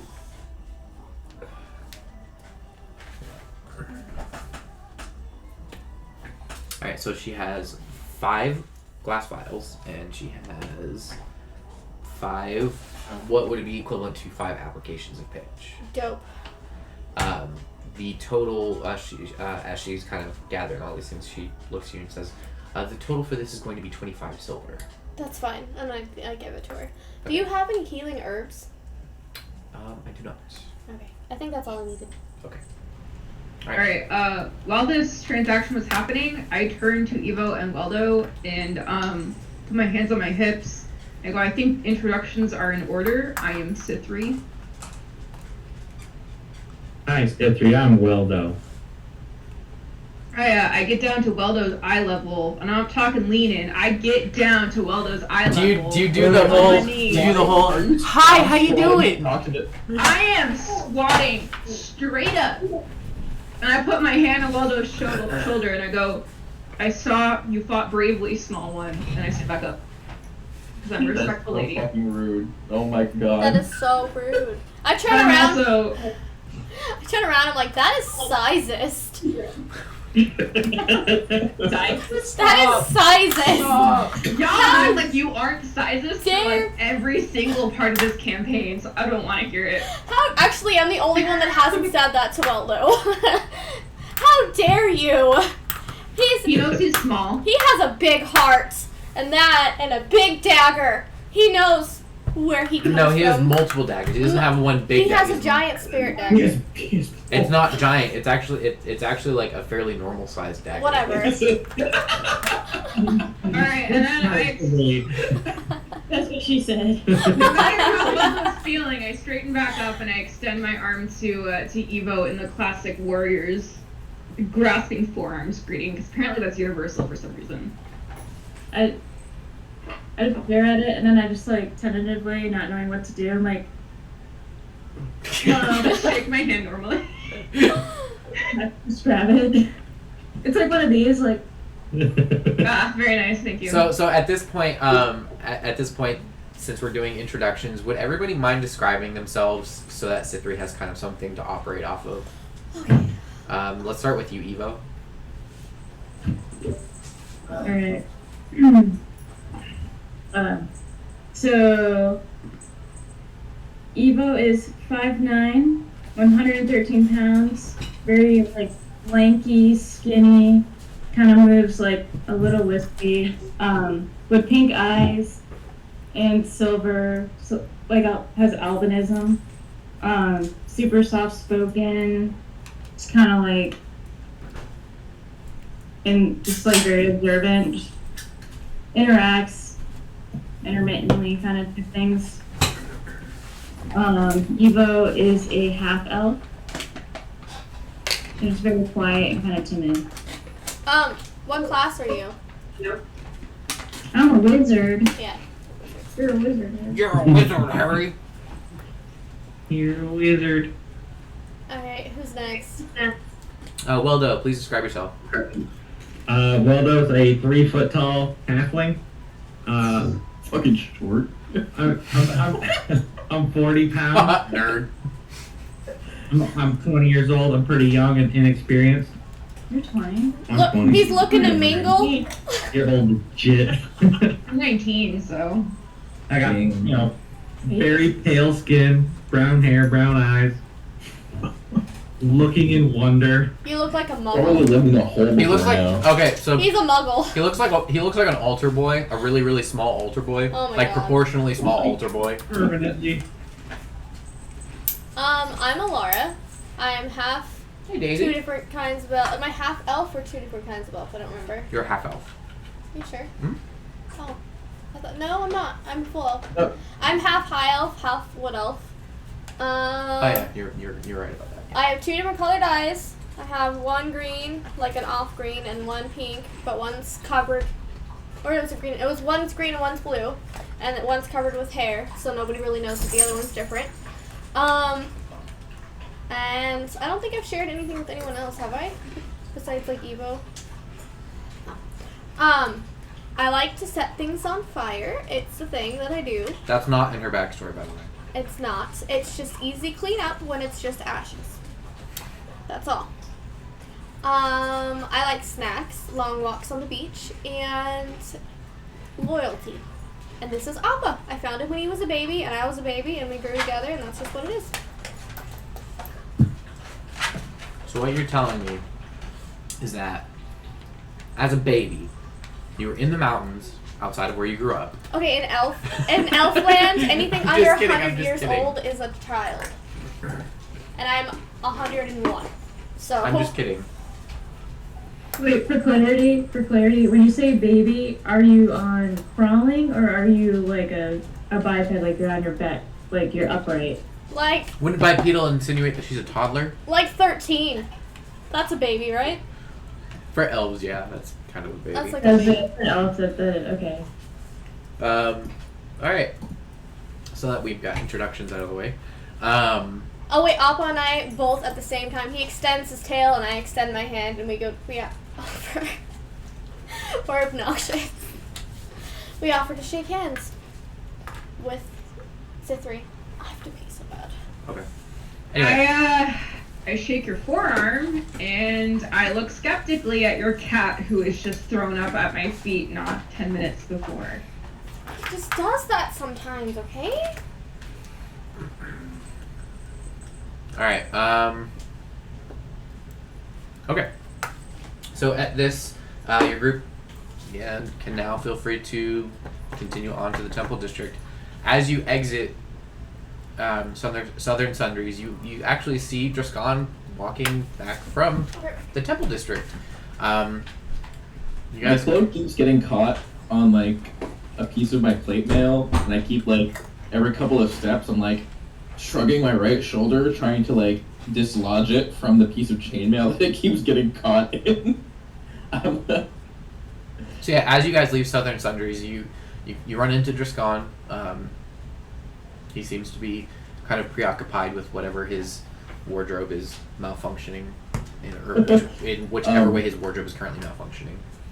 For reference, because we're doing descriptions, you see walking across the marketplace toward you, because I did see you, and I'm walking towards you guys. You see a 6'3", like 245 pounds, plus full plate armor, and a tabard with the symbol of the order on it, and Bahamut's symbol as well. Kind of just chilling there on it. He's got bright green eyes and like copper scales with like these really nice like crests across his head. And he seems kind of like he's got a regal like stance to him, but he's otherwise fairly like he's like he looks kind of like he doesn't have a pompous look about him. He looks kind of down to earth, grounded. As you probably could tell from his interactions earlier. That's pretty much it. He's anything else you'd probably have to actually talk to him. He's about 34, but it's kind of hard to tell with Dragonborn, so yeah. There's just one grayscale on his temple. What was that? There's just one grayscale on your temple. There's one grayscale on my temple. That's right. That's He actually has like 6 gray hairs. Hey, that's classified information. Thank you. Oh no, Nathan's getting old. Hey. Oh no! Everyone's getting older every day. Yep. I'm honestly I'm honestly excited to eventually. He checks himself every day for gray hair. Yeah. And it doesn't happen. You should just dye one for him so he He feels won't better. let me. No. I'm an I need MMO that player. real I have to do it the stressed hard hair. way. No, I mean, as you can tell, like my hairline's not great, so I'm more so looking forward to the gray hair, not losing the hair. So. If you lose your hair, we can't talk. No, if I lose my hair, we're paying for hair plugs. Anyway, so what would you guys like to do? Driscon, do you continue back to the barracks, or are you going to kind of divert and go back to the Temple District with the group? I'm just walking with them now. Like I've already satisfied my So- tasks for the morning, so Okay, so I will follow the party. as the group enters the Temple District once more, passing through the main square of the city. Excuse me. You notice the 2 temples at the forefront of the district are the Temple of Pelor and the Temple of Bahamut. And then sort of off to the side of the Temple of Bahamut, you see a primarily wooden structure with some stone accents that has 2 large tree-like sculptures on either side of the main door that are surrounded by twisting vines. The door is the door is already open. Most of in cities like this, most of the temples remain open completely throughout the day. As the group enters the temple, a number of attendants are walking to and fro throughout the large wooden hall there. And 1 second. All right, and so is there anybody that you're looking for specific, Sithri, or like what's your goal here? So, as far as materials that I recovered in the catacombs, have you had the opportunity to look at my inventory page on D&D Beyond? I've not. Give me a Okay, essentially it's like the basic supplies that come with like if you select the basic option on D&D Beyond, and then it's like initially cartographer's tools, a mace, and like a totem that I had. That was also part of my character backstory. So as long as I've acquired all those items back, I think I'm okay for now. How much gold do I have? Probably none, right? I feel like would they have taken the gold from me? I shared 150 with you. So when you were captured, they weren't really interested in personal effects. Really, your things were gone through for sure. Like your bag is very disorganized, but all of your things that would have been there before you were captured would still Actually, be there. babe, I'm pretty sure the rest of us looted that room. No, Are you sure? Cause I could have sworn we did. I'm sure. Okay. Okay, so how much gold should I have at that point? Like, did I have any before Alara offered me any. You can roll it Yeah, you can roll it if you want. on D&D Beyond. So feel free to. So if you go to the character creation on D&D Beyond, you can actually go all the way to the end to the equipment page, and you'll see a spot for gold. You can just roll your gold there and then add whatever Alara gave you to that total that you get there. Where me gold? Hold up. Currency. Okay, gold. It is surprisingly not giving me the option to roll for that. Really? That's weird. Yeah. All right, I'll have to get with you on that after the session. Then. Okay. I mean, I'm not planning on buying So- anything right now, so. In your off time in the player's handbook, just use to roll for gold. Just roll for the amount of gold based on your class. There's a table in the player's handbook that tells you how much you should roll for. It's the same amount that the thing would roll for. If it's not giving you the option, then you can just add that manually to your inventory. Let me see if I can do it. But anyway, so you're good. You're not looking for anybody specifically. Not yet. Unless, are we still making our way to the temple, or did we made a stop first, right? You're at the temple. Oh, we're at the temple. I thought we were at a store. You were at the store. You've since exited and arrived at the temple. Oh, okay. Then I'm where I want to be. Okay. Are you at the temple? Are you looking for anybody? Are you looking for anything? Like, what's your goal here? I'm not looking for anything. I'm gonna go through my regular motion of the rituals that I do. I'm Okay. As a druid. I'm gonna tug on Cithri's, like, whatever she's wearing, cloak, I don't know what you're wearing, armor, something. And I'll be like, hey, do you know what the symbol means? And I show her the symbol of my thing. Who is the boss at a temple like this? Like, is it a preach? Is it a pastor? Who is the leader? Like, asking her, who do I speak to? Who is in charge of temples? What are you doing? I'm looking something up really quick. Wait, which symbol are you showing me? What's it called? So she's showing you a symbol of a tree with very wide flung branches, covered with. Are you showing her the symbol on your mother's notebook? Yeah. Okay, so she basically holds up a medium-sized leather-bound tome with a large tree with very widespread branches that has vines encircling and entangling the trunk of the tree. You know this as a symbol of the Daughters of Elora, which is a section of druids within the order of within the normal religion that worships the All-Mother, and these druids specifically are a group of druids who believe in and strive to preserve the elemental balances in the world. Okay. What is the likelihood of me knowing any of them personally? Probably not too high. Very right? slim. Very slim. Yeah, you have heard talk and stories and legends about these people, about this group of people in the past, but you don't know any of them personally, and you like any of the ones that you would have known from your backstory would have been from hundreds of years ago potentially. Okay. I related some information to Alara, but I tell her I don't know any that I can point her to. That these are people beyond my circles of teaching and the groups in which I would have had contact with. Okay. Is there a leader of their church?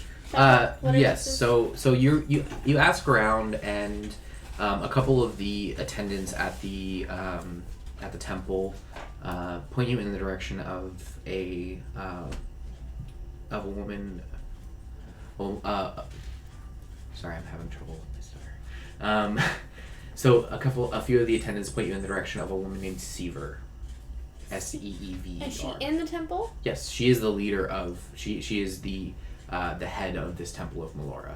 So Okay. she is the de facto like priestess of Melora, head priestess of Melora at Okay. this temple. Well, I want to. Are my gang with me? Yeah, everybody's Is together. Eva and Melda with me? Because I'm going off So now. Cithri has gone off to do her own kind of like religious rituals and stuff, but everybody else is with you. Okay. I want to introduce myself politely. I am on my best freaking behavior. Okay. Appa's small right now. All right. As you, so basically the way that this building is constructed is it is basically just, it's like similar to like a barn. It's one very large central chamber with, in some case, like a stabled barn with some small offshoot, not fully enclosed rooms off to the side. As one of the attendants kind of lets you know, like, oh, if you're looking for somebody more knowledgeable in our order, you would want to speak with the head priestess, Seaver, and walks off to go fetch them. They come out of a separate. She comes out of a separate room off to the side and says, "I'm sorry. I was just made aware by one of my acolytes that my presence has been requested. How can I be of assistance to you today?" So I have these journals, and my mother and father disappeared. They were studying the imbalance of nature. There's different incantations, I would assume, on the ends of certain pages, and different kinds of like outlines and sketches, but I don't quite understand what they are. Can you help me? The ending journals were cut short and also were messy. I can't quite understand what they were written in or what exactly they were doing, but I know they were studying what was going on with what they seemed was an imbalance. May I see these journals, please? I hand her like this big of a stack of journals. I think just one would have sufficed. It would take me some time to sort through all of these. Was your mother? Was she a sister?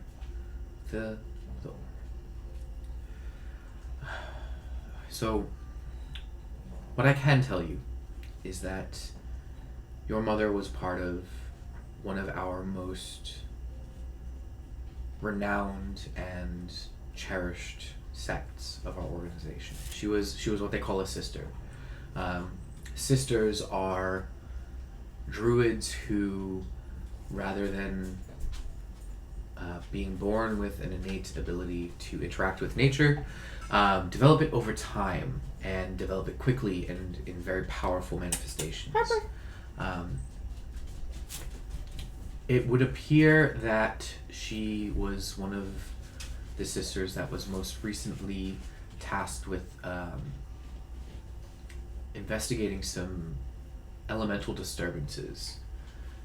I know not of what her most recent task, I know not what her most recent journey on her assignment brought her to, but I fear that if she is missing and has been missing for some time, you may want to seek out the daughters of Melora and speak with them, consult with them about what could have transpired.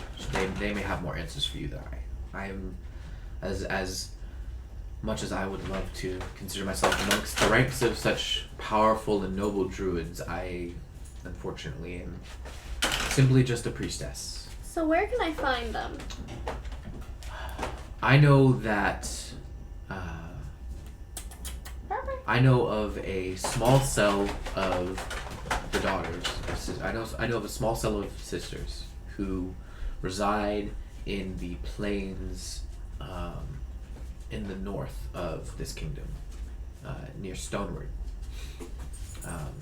You can find them there. There's a focus in that area, an elemental focus in that area. They're typically speaking gathered around such sites. There's one in shoot, I gotta switch back now.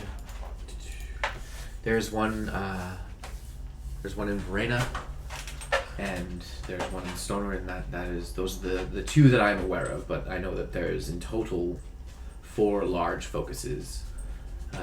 Anywhere that one of these focuses can be found, you'll be able to find members of the Daughters of Melora. Okay.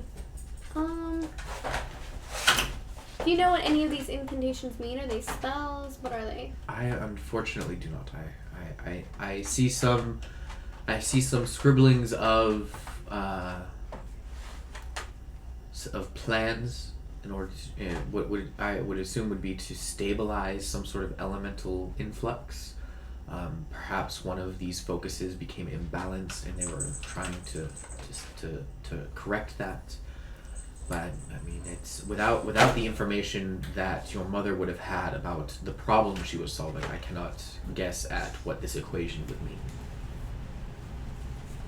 I apologize. I cannot be of more assistance, and I would like to say that it is an honor to meet somebody connected with the daughters.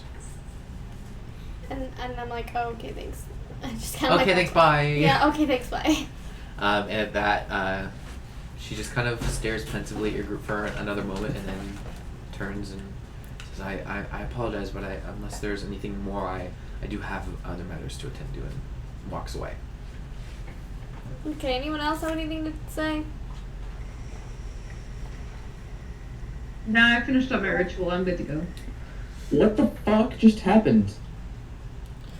Backstory, weren't you paying attention? Well, alright. So, my mother Okay. was... Oh, hold on. Are you asking in character, or are you asking out of character? No, so in character, it's more along the lines of, okay, so who exactly was your mother? Story time! And I just, like, sit down crisscross applesauce in the middle of everything. So, my mother was a... I don't sit down. I just kind of look down at you, and I fold my arms, listening intently. Triscon, as you look down, you notice that the floor of this temple is actually moss. Moss. Yes. It's comfy. It's very on comfy. your butt. My mother was a princess or something high up and important of the high elves, and she was a druid. My father was a wood elf, and apparently was too lowly for my grandfather, so they left. And their whole thing, because my father was a ranger and she was a druid, so their whole thing was balance of nature, and they noticed that as time went on, things started to go like... Your father was actually a druid too. Something. Was going like awry. I guess my father was druid too, I don't remember. And when right around my 100th birthday, which is when you become an adult, they disappeared. So, once I turned 100, I left my wood elf camp with my grandfather there.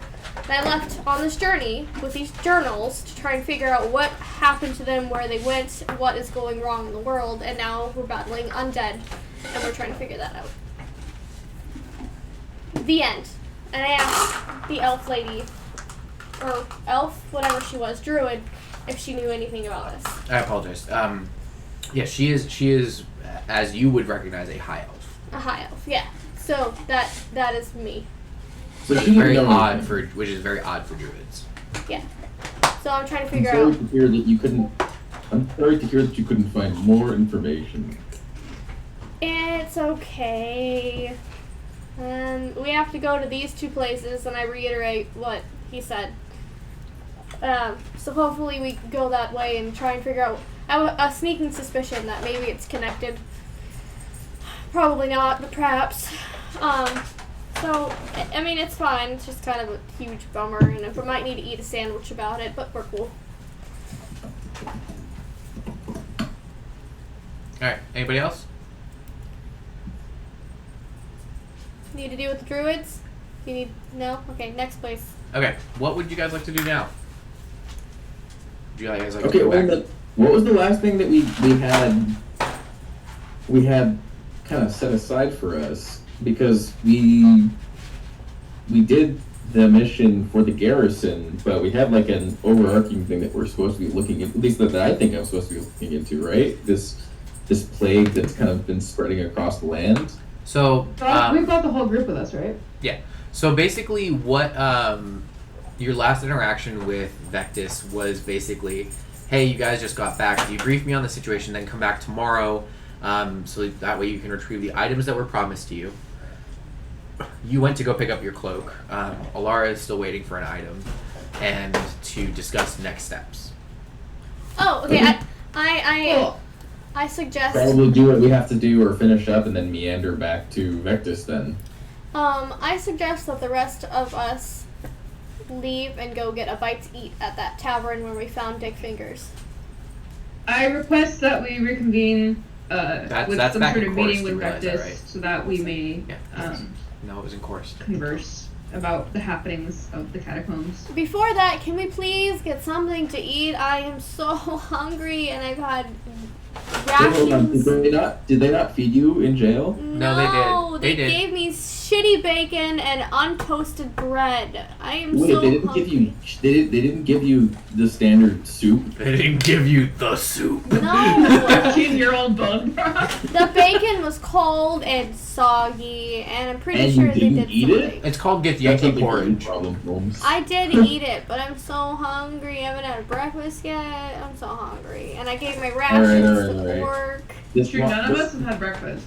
The druid needs food.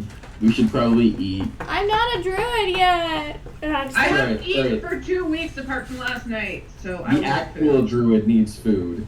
We should probably eat. Okay, Oh. so you guys make your way back to the Walling Inn.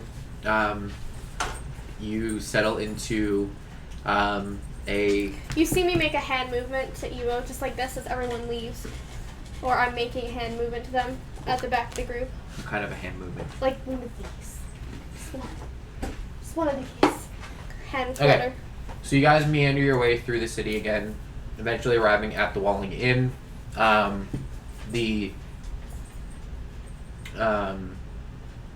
can't remember what race he was, but we're just gonna say human. The human bartender, barkeep, sitting behind the counter polishing some glasses, looks up as you enter. So, well, welcome back, and I see that there has been a new addition to your group. Feel free. Is there anything I can procure for you at this time? Wait a minute, isn't he upset Hold at us though for fucking up his room? No, I you didn't guys, do shit. you guys way overpaid for those rooms, so he's just kind of considering it a wash at this point. I set Alright. my hand on the table, and with no connection to any other instance of cranberry juice, I order a glass of cranberry juice. Oh my fucking god. Yes, that will be 5 copper, please. Take them. All right. And he I'll gives have you one of whatever the fuck the Goliath. Kirby invented. I'll have one of those. It's the whatever it is. morning. I'm sorry, but we're not serving that drink. We're We're not. not serving that anymore. I still Look, have look. still have one application. I like Look, the last time your group was here, one of my rooms was destroyed, and patrons were We very overpaid for those rooms. Yes, and that You know. and that is why, as you walked back into my establishment, I did not call the guard to come take you away. I like slide my last I was application the to only one Goliath that over. stomached that concoction. It was actually Check kind your of phone, check your tasty. I'm sliding my last application of Goliath over. Don't throw away the vial. I need the vial. no. I don't need it. I don't need it. It's I will. I'll take a cranberry juice and a plate of whatever smoked meat you have available. I want your biggest fucking burger. I want it sloppy. I want it mooing. I want mushrooms on that, Swiss cheese, toasted bun, mayo. No bullshit. I'm hungry, sir. I am Did you just invent the starved. Krabby Patty? I did. I did. Can you feel it yet, Mr. Krabs? I'm trying to feel it. If you could make it. Shit. Okay, so Very for Evo and Waldo. at this, Evo, is there something you'd like to do? I'm gonna sneak away while everybody's kind of ordering what they want, and I Okay. go over to see the Raven Queen. Okay. So as you walk through the main square, you're Oh. looking for. Alba accompanies her. Alba's small. He sneaks in her bag. Okay. For protection. So as you walk through the main square into the temple district, you start to look for what you know to be the telltale signs of a place of worship for the Raven Queen. You come to this large, sort of unassuming light stone, very similar to a lot of the other buildings in the area, building that has two torches fixed to the wall out front, both of them burning with black flames. That is what you know to be kind of the sign, and it's like it's one of those like kind of speakeasy type signs where it's like people know what it is, but they just kind of ignore it because it's kind of low key kind of things. Like worship of the Raven Queen isn't necessarily widely done in Elgam, but it is not like against the law, but it is just not popular. It's just not popular. So as you enter it is a surprisingly brightly lit space. You notice as you enter that the floors are made of white marble. There are stone. There are sort of little stones sectioned off. Rooms within this temple, and you see at the far end of a large main chamber a statue of a cloaked and masked figure, with their arms kind of out towards the side, flanked by a set of wings behind them. This is a temple of the Raven Queen.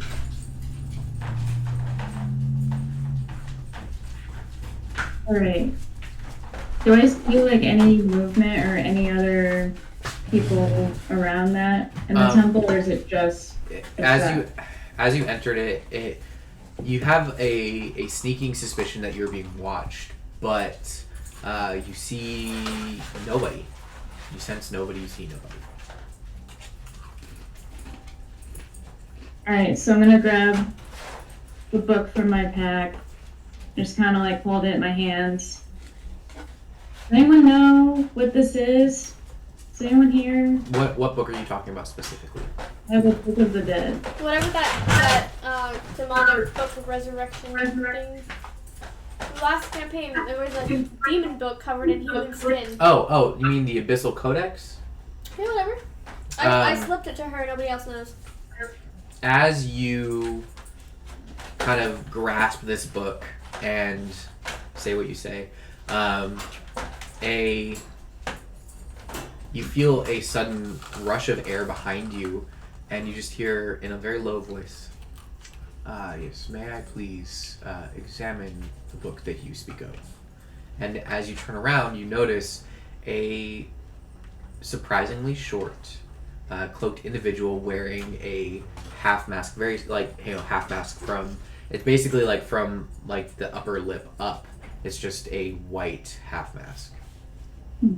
And it's just reaching with its hands outstretched. Like Phantom of the Opera? Very similar to.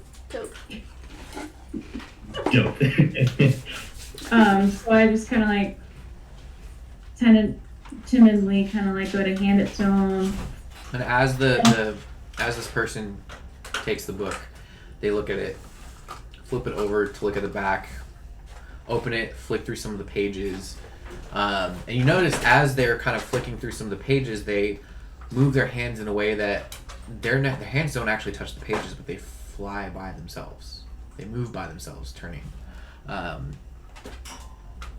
a wizard, this is kind of like a popular parlor trick to seem a little bit more spooky than one might just flicking through pages of the book.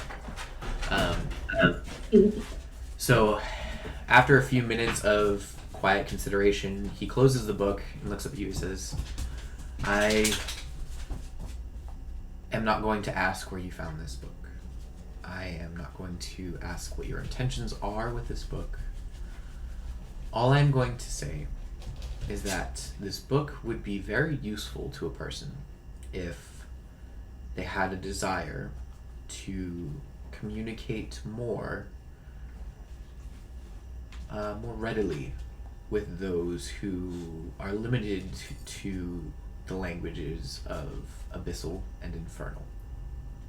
It's basically, so what he's telling you is that this book can, as long as you have this book in your possession, you can understand and speak both Abyssal and Infernal. Yeah. Okay? That's pretty neat. So I thank him for his time. I gently kind of like put my hands out to have the book back. He hands you the book back. He just bows his head. He says, "The lady watches over you," and turns and kind of just walks away into one of the side chambers. And that's it. So keep holding it, look around. Acknowledge that there's movement in my bag, and I remember there's Appa in there, and just kind of like quickly just walk out and head back to the tavern. All right, you return to the tavern. You come to a scene where the group at large is at a large. Wait, did you leave him? No, he's in the back. Oh. You come to a scene where the group at large is gathered around a couple of smaller tables pulled together. The same dice, not the same. So a different group of dice rolling locals is at a table kind of off into the corner of the room, just kind of just rolling dice, giggling to each other, kind of tossing a couple copper here and there. And yeah, that's it. You don't really. I mean, the group is kind of just chilling at a table eating some food.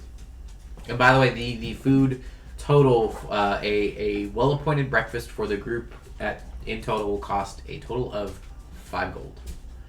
So. Better some piece of properly cooked bacon. I got a burger. I got a I crab. chip in a gold. All right. Have a crab patty. Still looking for 4 gold here. Fine. Just a bit of gold. Okay. All right. So lunch is paid for. Breakfast is paid for. What would everybody like to do? I mean, look, Jeez, next thing you know, you're gonna make us count our arrows. Maybe. you better don't. Maybe. Just kidding. I might do that if I want to make your sister-in-law pissed off at you. So. I don't use arrows. I use torches. Apparently, I'm gonna make you start counting those too. Alright, let's go back to Vectus or something. Okay, so as your group stands to leave, you guys stand to leave and make your way back through the city to the garrison. You enter the yard. You see that, surprisingly, more people are back in the yard practicing, just kind of walking around. Seems a few of them are being a bit acting a bit gingerly with their steps. It seems like people are starting to recover, but are not quite back to 100% yet. So good job with that, guys. You have seemingly cured these people of the ailments. It's basically just a really bad batch of drinking water, I guess. Most people in the city don't really drink water a whole lot. They stick to like mead or ale. Really, the only place that people are drinking the water is in the garrison because they're physically exerting themselves constantly. And it's a lot cheaper to drink water than it is to drink ale, even though it's not as safe and it's easily contaminated. So anyway, you guys arrive back in the yard. You notice the increase of activity from the people there, and upon entering the main garrison building, the guards actually do not allow you to pass into Vectus' office. One of them turns to you and says, I apologize, he's currently engaged with another person at the moment. You'll have to wait just a minute. A few minutes goes, yes. I would like to shrinkify Appa to super shrink and have him sneak through the hole in this door. It isn't like a sliding scale of I want him to be this small this time. Why? It is he can either be a regular sized cat or big cat. That's whack. And that is one of the limitations of your amulet. It is a kind of like an on or off switch kind of thing. Can I edit that like later on? Have someone re-enchanted or something? Yeah, you could potentially develop it if you pay somebody to work, add on to the enchantment. Yes. Okay. A few minutes goes by, and eventually you hear footsteps coming towards the door, and the door opens, and a black cloaked individual that is familiar to the group. Is it Pee-Pee Hands? It is Pee-Pee Hands. Pee-Pee Hands! And I like throw my arms around Pee-Pee Hands. Please don't touch me. He Right. just looks down, a rather pale face, hooked nose at you. Please don't touch me. It's Snape. Yeah, very, very similar to Snape. It's just Snape. Sithri, you actually recognize the crest. Yeah, I was gonna say, like, that man. You actually. I know him from somewhere. Yes, you actually recognize the crest on the front of his robes. This is what you can only assume would be an Aster. So as he tells you to basically get off of him, do you get off of him? Like, what do you do? Can I pick his pocket? Sure. Give me a stealth check, please. Or actually, no, give me a sleight of hand check. Wait, hold on a second. Pull up my things. What? It'll all make sense later, okay? Is that skills? Yes. The other skills. Yeah, it'd be under skills. Alright, bet. Is this it? Yeah, that's it. 16 plus 5. 21. You don't find shit. With a 21, I don't find anything in his pocket. Oh, no. You successfully pick his pockets. There's just nothing in there to take. In his whole being. He has nothing on his whole being. Does anyone see this happening? Nobody sees this happening. Nobody sees this happening. Literally, as you're kind of like bringing your hands in, you just kind of whoop. You don't find anything. He has nothing on his person. Nothing. Not in his clothes, Nope. his pockets. There's no backpack. You can't take the bag. time. You can take the time to look at the front 2 pockets on his cloak. Nothing else. With a 21. Or you're There's straight up nothing gonna on him. shake this motherfucker down for every single pocket and crevice on his body without him noticing. With a 21, with a dirty 21, absolutely not. All right, fine. There's not even gold. A piece of gum. Nope. All right, fine. Nothing. He's wearing a traveling cloak. For the record, I'd be shaking out his back pockets, not his front. I'm not stupid. Thank you. Well, you reach into this man's ass pockets, you don't even know him? So what you're telling me is, as you bring your hands down, you split open the front of his traveling cloak that is back. clasped. The back. I'm hugging around the back. In the cloak. Have you ever hugged anyone in a jacket? His cloak is closed. Well, it's not anymore.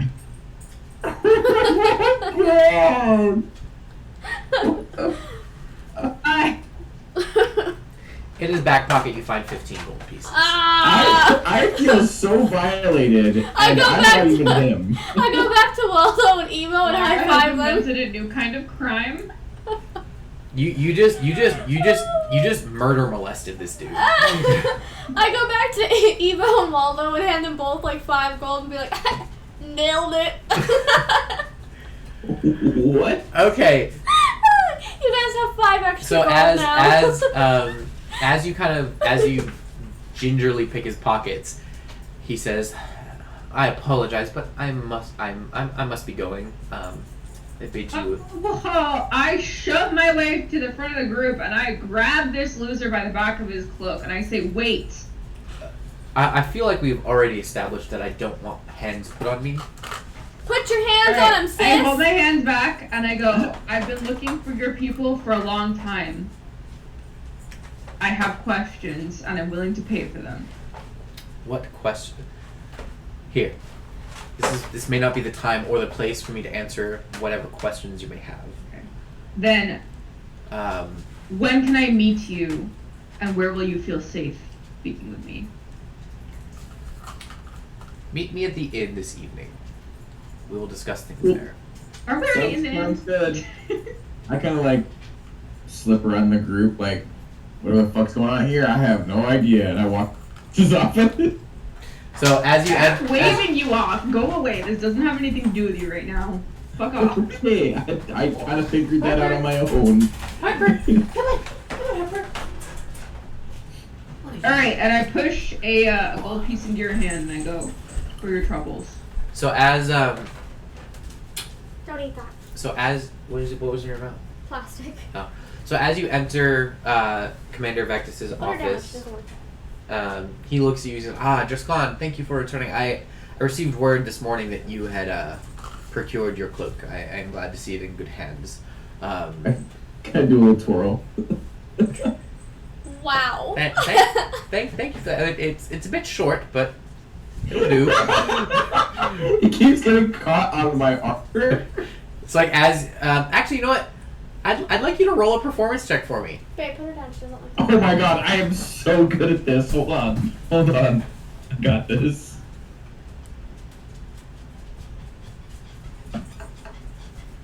I rolled a fucking 19. Let's go.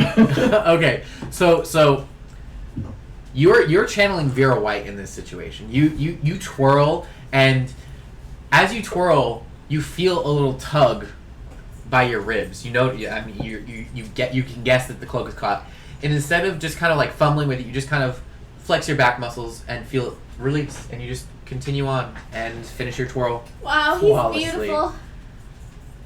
Truly majestic. Vectus still says it's a bit short, but it'll do. But hey, you can twirl with best of them. I'm like, man.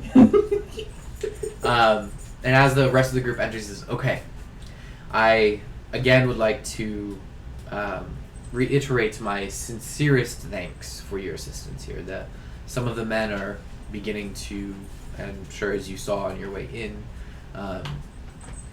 recover slightly. And I come to know it as your name is Alara. I would like to apologize for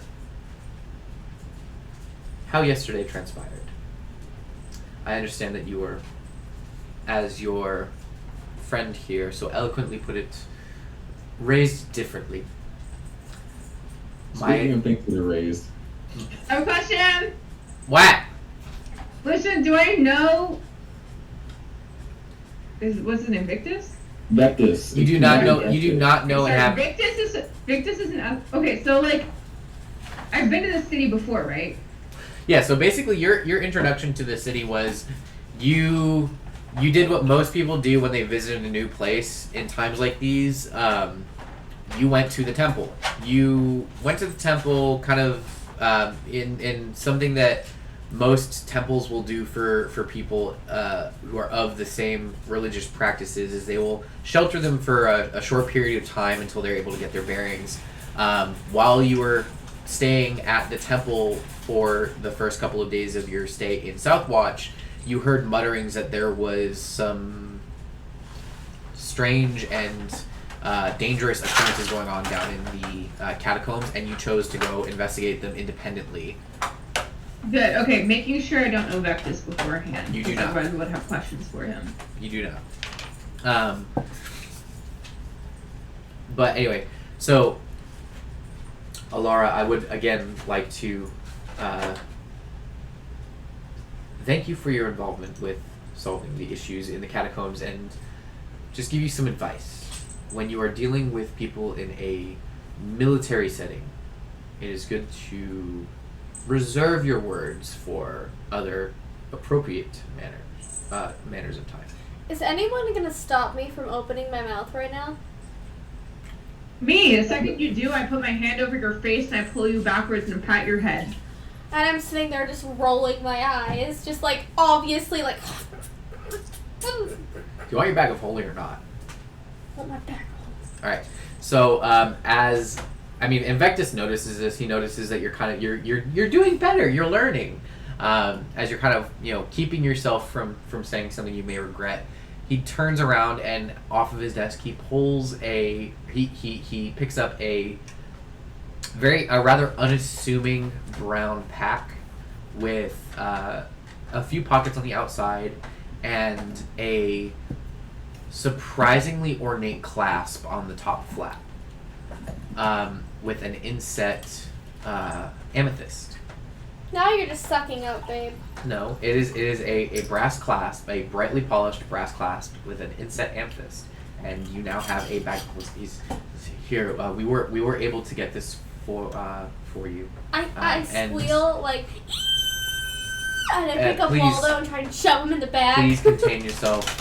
I would not recommend putting anything living in that bag. I stop halfway through, like, oh, sorry, buddy. Yes. Kangaroo pouches. One of the drawbacks of the bag of holding is that things that are living, typically speaking, do not when they enter do not come out living.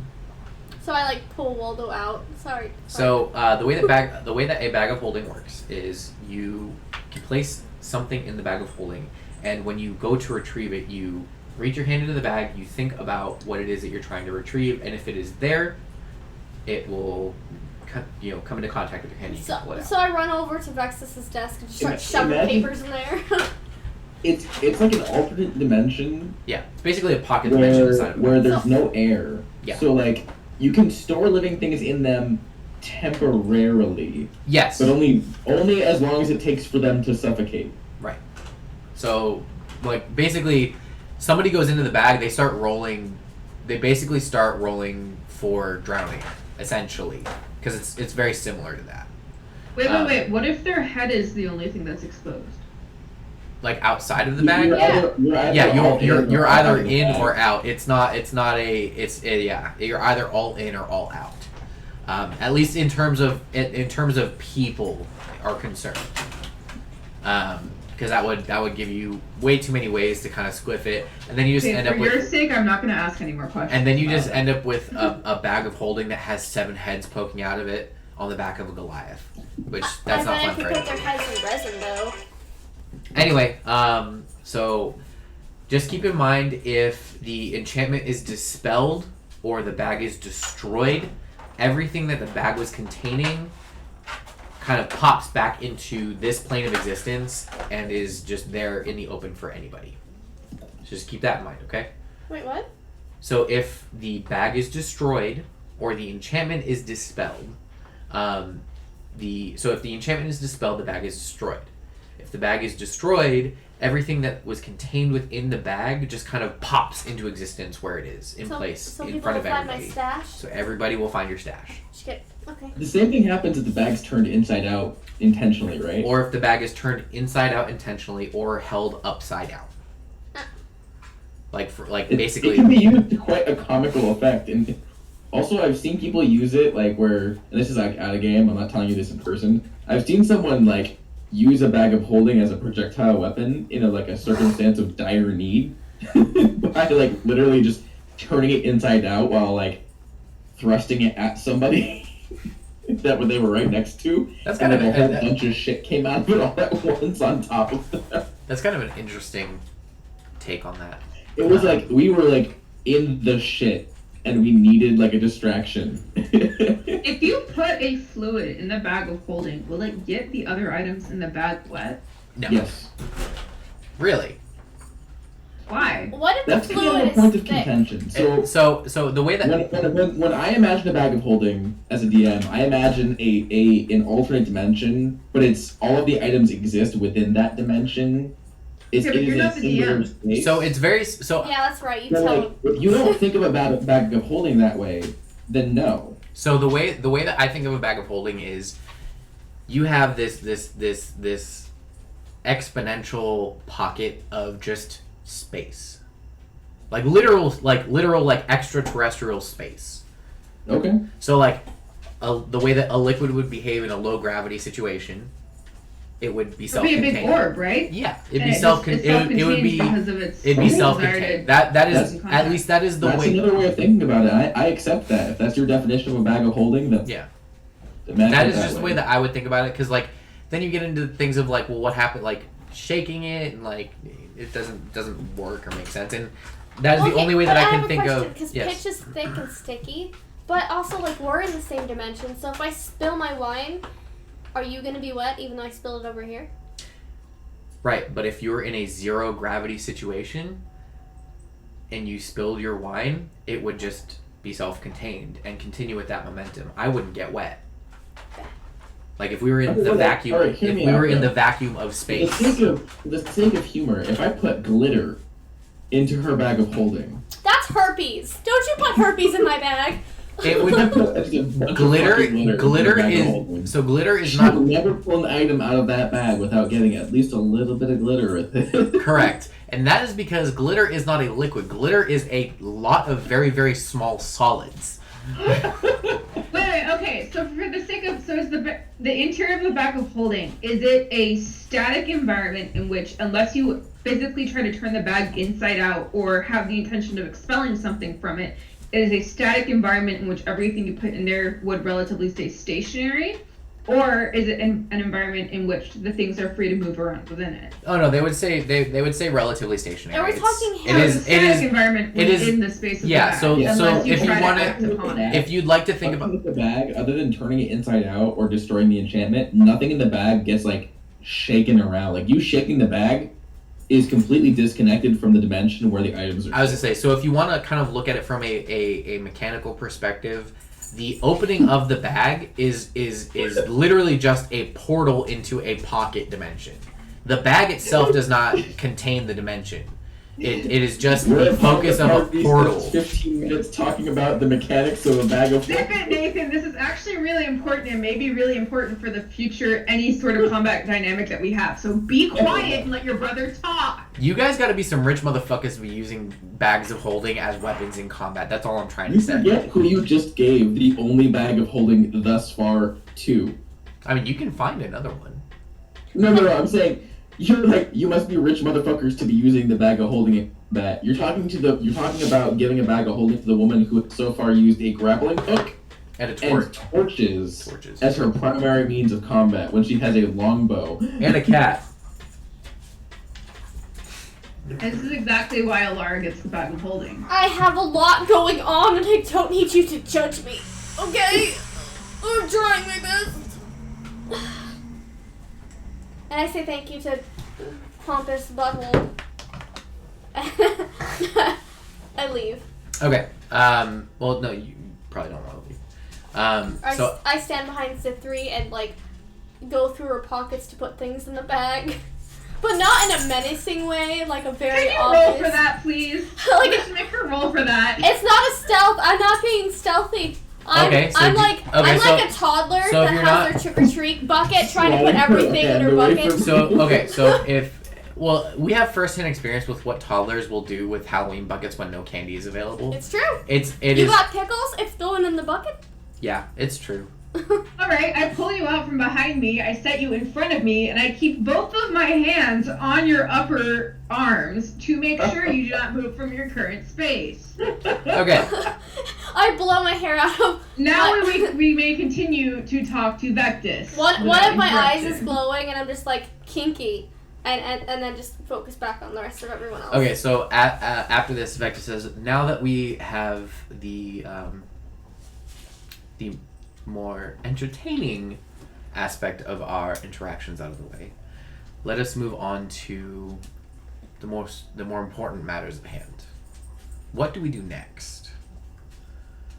And Driscon, I'm going to speak mainly to you, as you will understand how we work here in a military standpoint. But I am addressing the group as a whole. But if there are any points that I make here that would be better suited for you to explain to your compatriots, please do. With the recent trend of pockets of undead beings attacking traders, villagers, and settlements alike in Ethus, we have sent out messengers to surrounding cities in the area, to Holvin, to Brescia, and to Stoner. So far, only 2 of them have returned. The messenger I sent to Black Sands Refuge has failed to return, and it has been 3 weeks. The messenger that I sent to Brescia, he has also failed to return. And the most concerning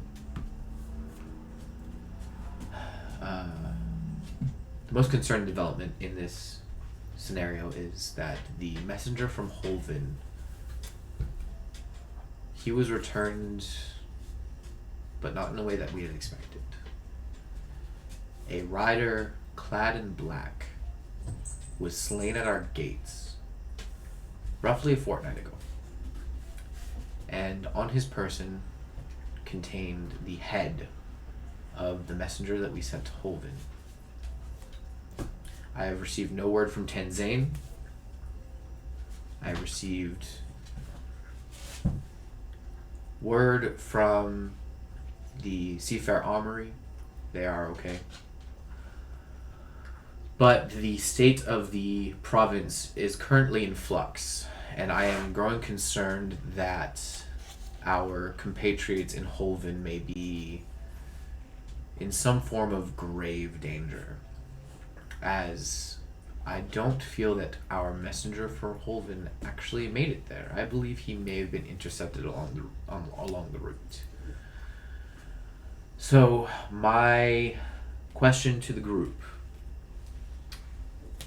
I can either send you to Brescia to investigate and return with news, or I can send you to Holven and Tanzane. And Juskan, this may give you the opportunity to check in with the Order. Yes, Alara. Was one of those not in game? Was one of those places the places you told me that was the druid thing for my mom? Yeah. I thought you said Tanzane or Brescia was. I could have sworn you said one of the places would be. So Brescia is a place that you knew that your mother had gone. I'll have to look closer at your backstory. You may want to also read it as well. I've read it before.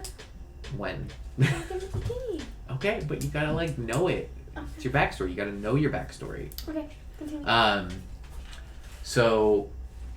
So basically, like, the way that works is, like, if you forget something out of your backstory, you basically your character has basically overlooked that detail if it's important now, but you can come back to it later. Anyway, so the question I would pose to the group is: will you travel north to Tanzane and Holden, Hey, Harper. or will you travel east to Brescia?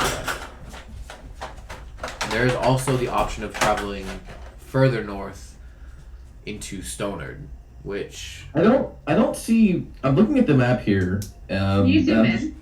The map that you have. I'm zoomed in, and on the same map that he's got pulled up, I think I see to the east. I see Black Sand Refuge. Yes. And then I see the fjord.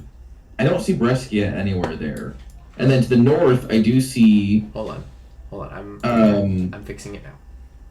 It is there. Sandau and Tanzane, and then to the northeast-ish, I see kind of Holven, obviously. I just don't see Brescia anywhere. Where exactly on that map is Brescia? Okay, so, and let me pull up Discord. So if you look at, of course, this is what I want to do it the way I want to do it. Oh, I see. Okay, so it's the whole province of Brescia, not just a. Yeah, a so city. Brescia is a province. The closest city on the across the border into Brescia is called Morstead. So you would assume that would be the best place to start there. I think the natural progression for us is to move northward, since we have to move toward Holden anyway to get to Morstead. Maybe check at Black Sand Refuge on our way up towards Holden. And if we still haven't heard anything about Tanzane since by the time we get to Holden, then maybe go over towards Tanzane to check in. But Holden should be our goal, I think. That's Was just that my 3 minutes Waldo. cut off? Yeah, Waldo, Evo, what do you think we should do? So for me, 10:30. I can go further than 10:30. I just wanted to set it at 10:30, so that way we had a point where we could start winding things down. And if there was anybody who needed to depart urgently at 10:30, we could, obviously end there. But if you Catherine's in her 30s. I'm just kidding. She's 29. But she gets tired early now. Anyway, so that's why 10:30 was. For What? 15 minutes. Okay. Taking her out. Okay. So Nate needs to be in bed by 11:45 his time. So yeah. So Oh. I'm not saying let's go past 10:30. I'm just saying That's why I picked 10:30 was because that seems like the most common time where we want to start winding things down. So like if it goes to like 10:35, 10:40, I don't really care. I could go as late as you guys want to, but out of better interest for the group as a whole, let's try to stick as close to 10:30 as we can. Sounds good. I think we should go north. That sounds good. Yeah. I mean, and also considering like north is home for some of you. Alara's pouting because nobody's asked her what she wants to do, but she's still seeing some theory like. Well, no, so it's like I mean, going around asking everyone, Vectis right? addressed the group as a whole. Yeah, I asked. I said, and I haven't heard anything at all yet from Weldo or Evo. So they've said north. Alara, what do you think? North is fine, I guess. Is there gonna be snacks on this ride, or horses, or horses with snacks? You guys already have horses. No, We have they were horses rented. and snacks. Sorry? Our horses were rented. We turned them in. Remember? You turned them in, and then they were given to you. They gave us horses. Yeah, they gave you us the full same horses that you guys rented. They gave them to you the next day Oh right. as a thank You you. have a cat to ride, so And you also have even a cat then- to ride. Yeah. He's a person. He's a cat person. Cat as far as I'm person. aware. Because she did nothing wrong. Cause she did everything. Debauchery. Anyway, so I say that we should probably end there for this evening. I would Okay. highly recommend. I'll create another channel for sort of a group discussion for all of you. So if you guys want to sit in there and kind of ping each other back and forth about what you want to do for the next session, feel free. Okay? I want to buy a horse. You have a horse. We have a spare one. Yeah, there is we a have spare I horse. want to choose. Weldo, What the fuck? Weldo rides with me normally, so you can have our extra horse. Weldo's small. Well, Anyway. I read books. And at this I would like to attune my ring. While as we're covered. as Vectis kind of addresses the group and you guys kind of start to discuss amongst yourself, Aura pipes up. I think I actually should probably return to Turan. Something's not sitting right with me about the scroll that I found. I need to investigate that. I am going to have to leave the group for now. Right. It's glad to see you go.